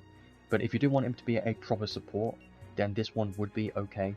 This one wouldn't be bad. And yeah, there isn't much else here. We don't have that many options, but definitely try and use this if you have it. But obviously for now, I'm going to be going dual wield for PvE. I would only recommend single wield if you were to use him in arena or guild battles. So let's try this build out and see how he does. I don't know how much damage he's going to do. I'm quite interested to see. Current stats, nothing crazy. Let's awaken him first. Definitely need to do that.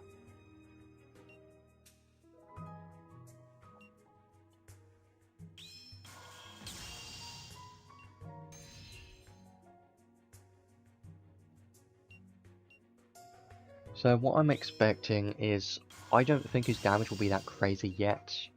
I think he's definitely going to need a lot of damage focused skills if you want him to be a damage dealer. So for Thaumaturgy Ring, highly recommend to put that on if you've got Theopolis, because Thaumaturgy Ring should give him a hell of a lot of damage.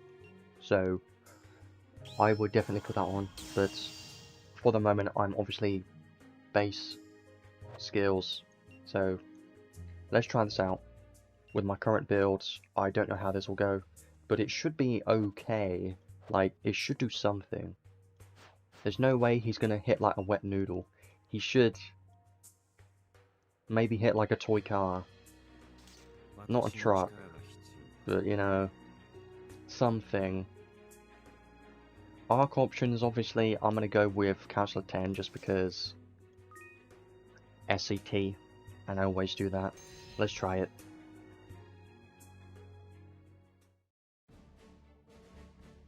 And then we'll try the unit test play quest to properly see his kit and everything. But for now, I just want to see the kind of damage that I'm seeing in this stage. Gives me a good idea.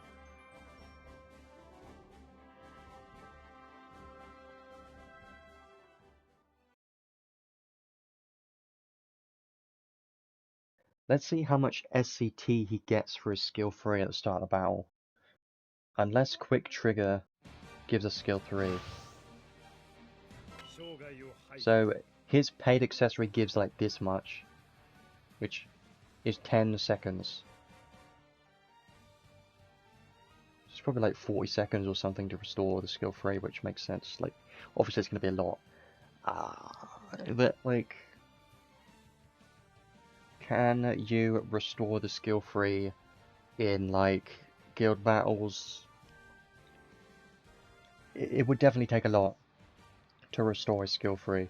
Let's use this, and then I will use his skill 3 just to see how much this is doing.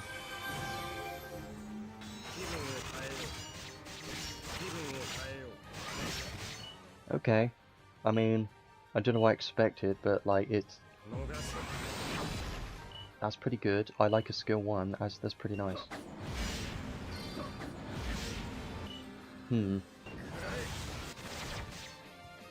I do want to try his normal attack.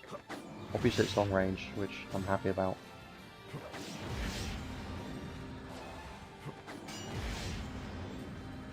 Yeah, I will definitely be trying them the unit test play quest a bit more.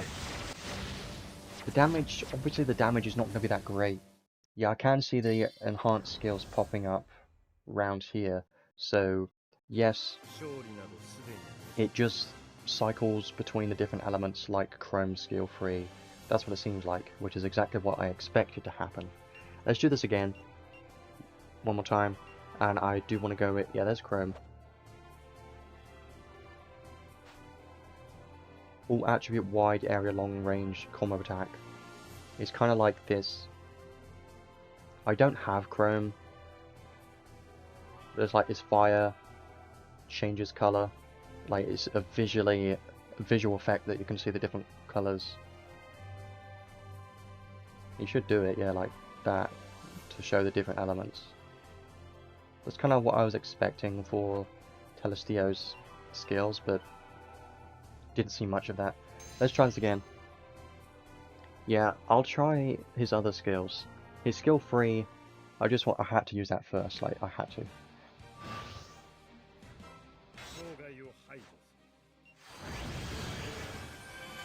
Also, can he use this on himself?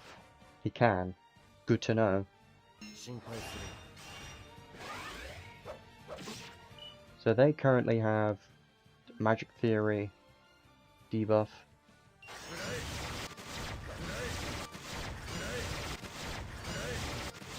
That's pretty nice. That's pretty good too.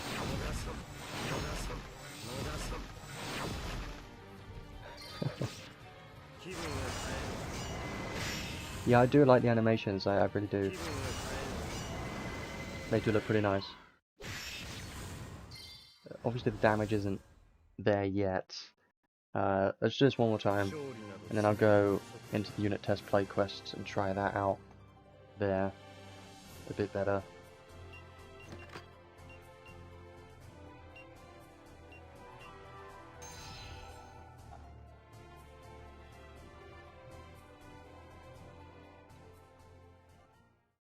Because I was really not expecting a good unit after the collab, you know? Like, I thought it would be kind of mid or not great, but bringing a unit like this,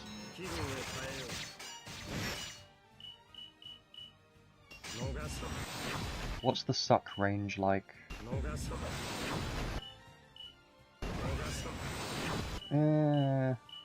Not as big as Dia's skill 3, of course.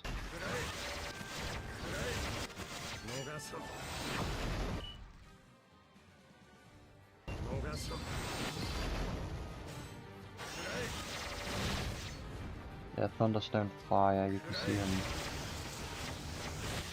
Like Thunder, that Stone. Yeah, I can see the effects now. Like, if you slow it down, you can see, like, the element effects when it's hitting the enemy, which is cool. Basically what I expected. Let's go in the unit test play quest because I want to try him out there. That'll be a better place to test him a bit more. So obviously he doesn't hit super hard yet, but it was okay. Like, he still managed to kill him, and it's not bad, but this is base skills at level 100, so I didn't expect very much. Anyways. And they only have one of these now, but the rewards are still the same amount. So obviously they use Muramasa, which makes sense. He's paid clothes and accessory with base skills, so we will have more damage and everything here. Let's see how this will do. It is a bit weird because they're using the SSR Ark from his banner, which obviously gives him 50% less strength, 15% more intelligence and mind from the Ark. So this probably isn't really the best showcase either. He does have minus 100 to everything. So let's do this one at a time then. Let's see his normal attack first. Obviously you can use this anywhere. It's 3 hits. Like, this shoots out a thing, then it explodes, sure. You can see the field, it doesn't follow him. I thought it would follow him, but apparently it just places it on the floor, which is interesting. And it does do more damage based on distance.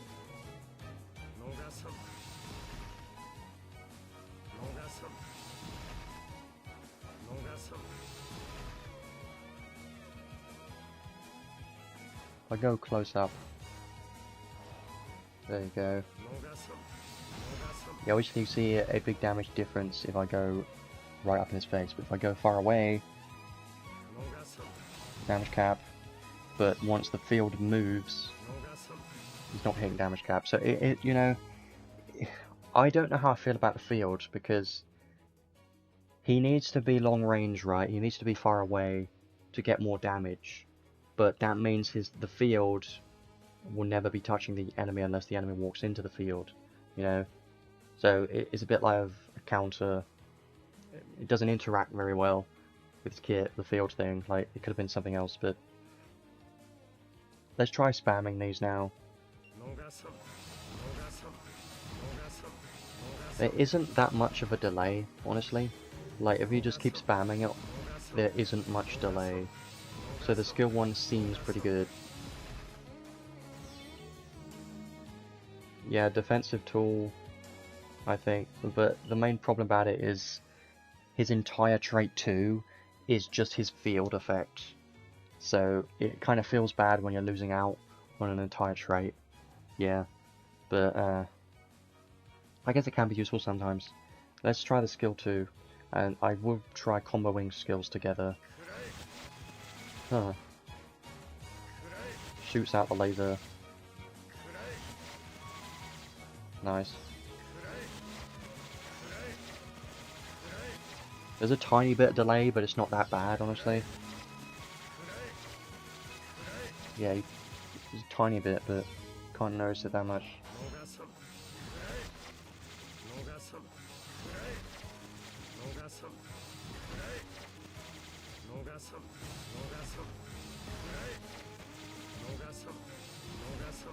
I mean, I do like spamming his skill 1 the most at the moment.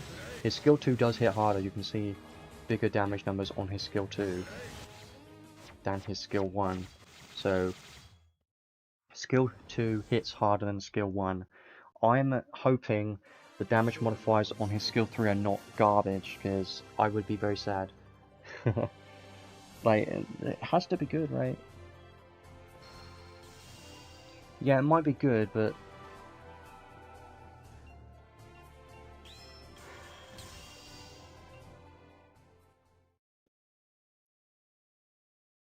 yeah, I think trying to use it on purpose is probably not a good idea, but occasionally it being, yeah, because I think, here's what I'm thinking is, if you walk up to the enemy just so you can take advantage of the field, Telestio won't really get a damage boost. Like, I'll show you here. I place it down just to, you know, so he's got the field, and here's a skill. Like, yeah, it's doing that much, but you could just be back here instead.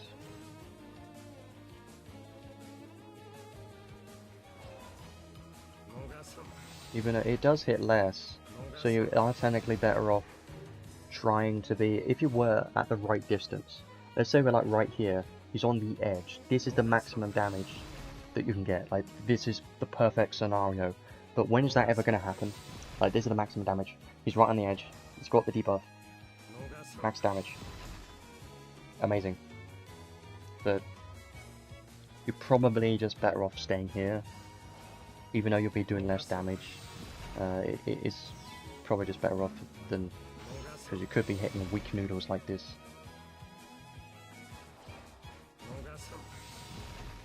I mean, at the moment, it isn't that much difference.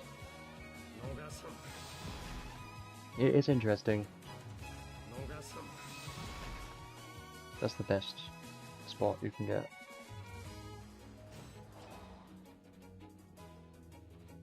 So he is worth getting, but I wouldn't recommend pulling that much for him at the moment, just because we have 3 pulls daily. We got 1 single pull each day for 15 days, so make sure to do that. You could get him there. I just recommend to use all of those single pulls first before you even consider spending crystals. If you're worried about your crystals, then definitely do that.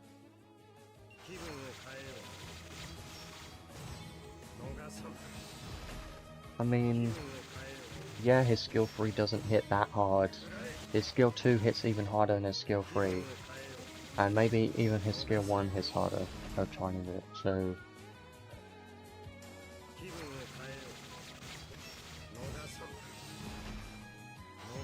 yeah, his skill 3 doesn't hit super hard.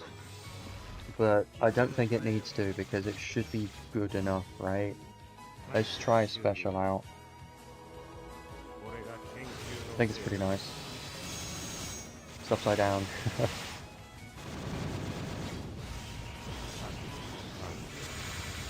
That's cool. Even though it doesn't do a whole lot.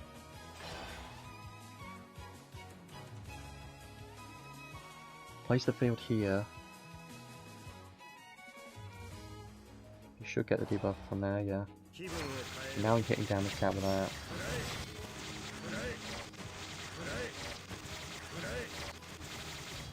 He can push the enemy out of the field with his skill 2. Something to keep in mind. Now he's out the field, so he doesn't have the debuff anymore.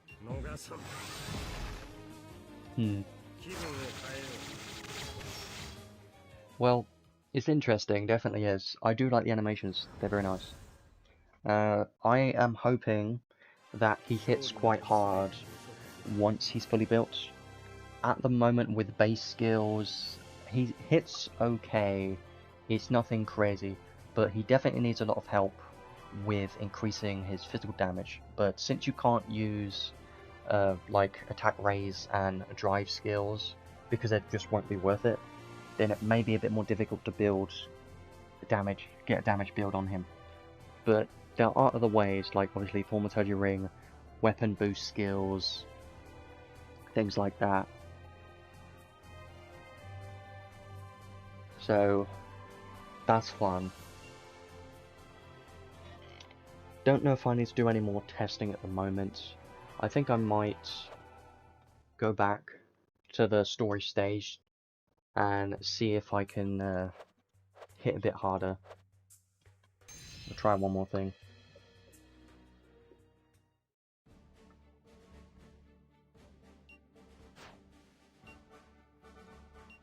So let's just try this. I'll go my testing team. Try and make him hit as hard as possible. Yeah, his skills, they cycle through each element, so you can kind of notice it. It's not very obvious though, but it means that all of his skills, it does every single of these elements. So it doesn't do all of the elements at the same time, it just keeps cycling those 4 elements. So it's kind of similar to Chrome's skill 3. I'm going to use a team like something like this, but instead with Theopolis and someone else.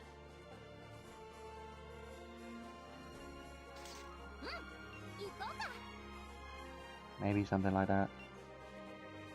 Yeah, it's always the same all the time. Prefects of God will be amazing on this.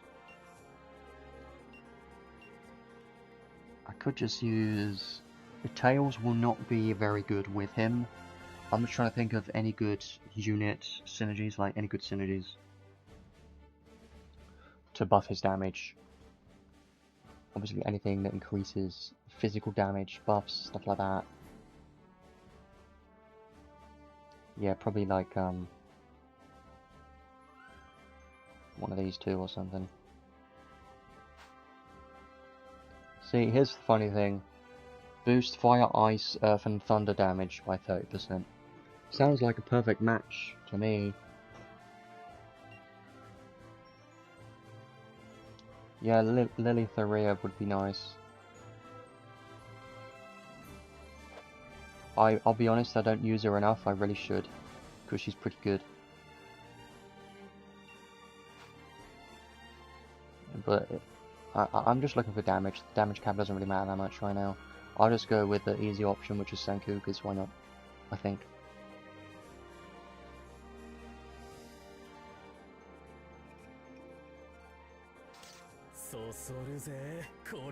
Make sure I have,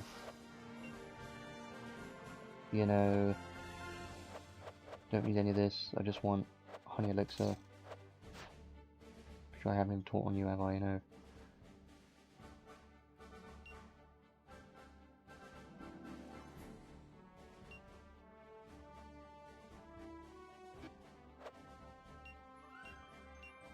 Should be fine.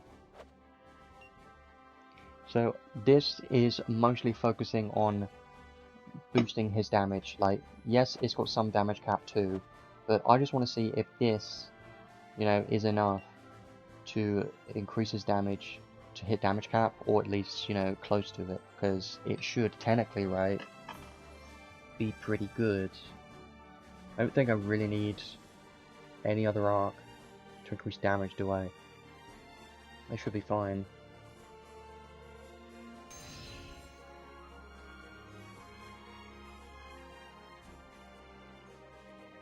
I guess I want to see if his skill 3 can kill them all in one skill 3. It probably won't.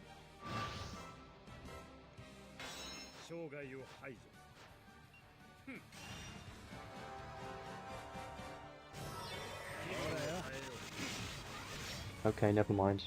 There you go. That's pretty good now. That's pretty great. That's already pretty good. That's great. I love that. Yeah, so, that's kind of, yeah, that's kind of what you will be seeing once he's fully built. You could make something like this. I might do this again to show you, but I know it's got 2 supports, but you've got to remember that Telestio isn't fully built. He's level 100, and he's not even 6th enhanced, and he's got, you know, 6th enhanced skills. So, I think with the right setup, he might be able to be built to auto use his skill 3 at the start of the battle to clear waves, which would be great. Let's do this again. Yeah, 72,800, 73,000 is pretty good. Already hitting pretty hard. I know there's a lot of buffs and debuffs going on, but still, kind of makes up a little bit. Well, it makes up a lot for him being at only level 100 and no learnable, no skills taught yet. So I'm actually pretty happy with that. Yeah, it should be easy enough to get him to use his skill 3 if you have his paid accessory. But what I'm thinking is, does he need outside help like a SCT support or a Ark that gives SCT? He probably does, because that probably won't be enough. With just his paid, and skill charge 3 won't be enough, I think. But I don't know. Actually, if you have Purple Orb, skill charge 3 and his paid accessory, he should be able to get skill 3, right? Like, he should. Maybe. But I don't know yet. I'm definitely going to be building him as soon as possible, just because I think he's going to be a very good unit, and so many people are going to use him in Arena. So I'm going to be trying to build him as soon as possible, because I think he's going to be great. I'm going to leave it there for the moment. But yeah, this team... Yeah, phone booth for sure is what I was considering for PvE. But one thing I also am thinking about is, can you make him use his skill 3 in guild battles? That would be great. What if you could do what if you do a round 1 Telestio? If he could magically get his skill 3 and use it. It would be funny, but I doubt that would even work, you know. But maybe. Who knows? I mean, he's definitely got a lot of interesting build options that I want to mess around with.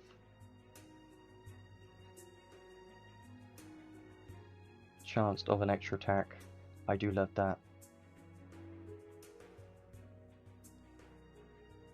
Yeah, I definitely think it'll be very good. So, I'll leave that for a moment. I've been here for like over 2 hours now. I think I covered everything I wanted to. Just quickly though, I will show the event just to show you. Like, there isn't much in here. There's just these couple of stages. There are a few cutscenes in here. That's like the main thing. But literally we've only got these 2 stages, this 1 stage, and the bonus stage. So there isn't really much here. And obviously the missions and things, like, it's a very basic event, so that really is nothing special about this. But these are nice. God Relic Prism Shards, I love those. There's still some nice materials in here, so I would recommend to at least remember to do it daily, because the, you know, some of these clusters and stuff could be nice. Especially God Relic Prism Shards are my favourite, so I love that.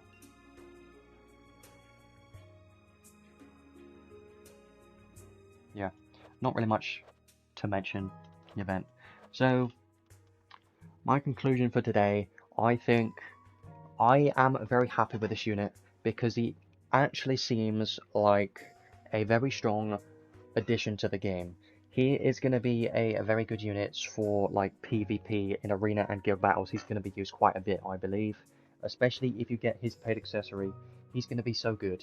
If you can get him to hit very hard, get him fully built, then I believe he should be maybe an even better unit than SLagrobos for his skill 3 alone. And if that is the case, then yes, he's definitely going to be a meta unit, because SLagrobos still is. So that's going to be interesting, but he still does need testing. Without any paid equipments, it will be a bit more difficult to get him enough SCT to use his skill 3, but I still think he has value. Even if you don't have his paid equipment, he's still going to be good, because you still have other ways to give him SCT, like arcs and learnable skills if you have it. Like, I know a lot of them are collab related skill, like Purple Orb and Phone Booth and that kind of stuff, but I still think it's going to be useful. You could even use Temple of the Granite Seas for that SCT at the start of battle. It might be good enough, it might be enough. So I still think he'll be a great unit. But even if you can't take advantage of that much, he's still going to be good because he has these unique debuffs. You could try and take advantage of his circle and this unique debuff if you want to. If you want him to be a proper support, you could do that. And he's also got EX Drain, which is amazing. Elemental Circle, love that. And this one, he can even use on himself. So he does have some very nice supportive buffs that still make him useful. Even if you don't want him to be a damage dealer, or if you struggle making him a damage dealer, he can still be a support. He could spam, you know, like Glass Record or anything you want, so he can still be a very good unit without being a damage dealer. So I think he's going to be great. But 100%, the main place you're going to be seeing him being used is Arena for sure. There's going to be a hell of a lot of people running him in Arena, because if his skill 3 can hit very hard, then so many people are going to replace their SLagrobos with him, or they're just going to run him with SLagrobos and run a stupid, you know, defense or attack team or something. It's going to be interesting to see how it plays out, because I currently don't have him fully built, but I'm just going to be seeing how he's going to be fully built. That's going to be interesting to see. But for now, if you saw my testing, he still seems like a very strong unit. I know I used a couple of supportive arcs and units, but he still managed to hit damage cap on most of his hits on his skill 3, which I think was very nice. So he is definitely the main prize of this banner. You literally have no other reason to summon on this banner other than the units. But I do recommend to try and not pull that hard yet, just because we have 15 of these daily single pulls, and you could get him from there. So make sure to do these first before doing any pulls. But if you really want to keep up with the meta, then you would want to try and get him sooner. So if that's the case, then sure, throw a few crystals in this banner if you want to. But don't pity him, because he is going to be a permanent unit, and he'll be in the permanent pool of units in 6 months from now. He is not currently in the permanent pool, but the Ark is. Just something to remember. And 6 months is quite a while. We don't know if the meta will change by then. He may fall off, who knows. But I still think, because of his unique buffs and the fact that a skill 3 that hits all enemies is very rare, I think he's going to last quite a long time. It's just, the question is, are we going to get even more tanky units that is going to survive him and make him obsolete? We don't know. But even then, he should still be able to clear like the backliner supports, mages, stuff like that maybe. And if he can, then that is still a very good, you know, a very good role to have. So I think he's going to be great there. If you don't care about PvP, yes, he may not be as, you know, appealing to you, but he can still be good in PvE content, because you can use his skill 3 to clear waves super easily. He's just an easy unit to use, because skill 3, just press one button, everything's dead. So pretty simple. You don't have to worry about targeting different enemies, you just press a button, everyone dies, so you love that. And also his debuffs are very nice. You could use him as a support, like I said, full support if you want to, and also run another damage dealer, or just run him as spamming his skill 3, clearing waves very easily. You could do any of that. So you do have options. He can be used multiple different ways. And another good positive is he's also got a good voice actor on this unit. So I do think he's going to be a very solid unit for quite a while, just because of what he brings to the game right now. And he does fit a niche that not many units in the game have, which is a skill 3 that hits every enemy in the screen. So gotta love that. That is pretty much everything that I can think about him. I definitely think he's going to be a very good unit to have. Even though he is a permanent unit, he doesn't feel like a permanent unit to me, just because he feels very strong, and all of his debuffs and buffs and stuff that he has just feels like Descent of Heroes festival unit power. That's just what it feels like to me. Like, he feels that strong. He feels like he could have been a Descent of Heroes unit. But the fact that he is permanent is great, because he becomes more accessible. I will be focusing on building him as soon as possible, 100%, because there's going to be a bunch of people using him in Arena, and everyone, there's going to be so many people that's going to use him. I'm a bit worried, I'm scared that he might kill, like, supports even in tank teams, but I don't know. Yeah, he's the first one, well, one of the first that's actually meant to be a physical damage dealer. There was Shifting Killy, who can hit all enemies, and she is a physical damage dealer, but she's a hybrid physical damage dealer and a mage, so I don't really know if this counts, because she can do both. She's not only a physical damage dealer, she can be a mage as well. So I guess it's the first time that we've had a unit like this that is, their main role is a physical damage dealer, but they can also support. If you are missing the important SCT regen skills, yes, you're going to have a harder time getting his skill free up, but even then, you still have other ways to give him SCT. Like, of course, you've got skill charge 3 and those skills, but you've also got arcs, like the SSR Ark that gives SCT is probably one you may want to consider. This one, restore all skills SCT by 15 seconds, may be enough to help you. You have this with skill charge 3, maybe that's enough. Or maybe not, maybe that's close, but not quite enough. If you add his paid accessory on top, then that should be enough. Also, one thing you have to remember is in Arena, we have Spell Render, which gives SCT. So you're going to need less SCT in Arena because of Spell Render. So even if you don't have any of the skill charge limited skills or his paid equipments, I believe you should still be able to get his skill free up and available in Arena because of Spell Render existing. Because Spell Render plus skill charge 3 plus Temple of the Granite Seas, Abandoned City of the Sea, what I'm meant to say, it should be 100% enough to get his skill free in Arena. So I think even if you don't have those, he should still be a great unit.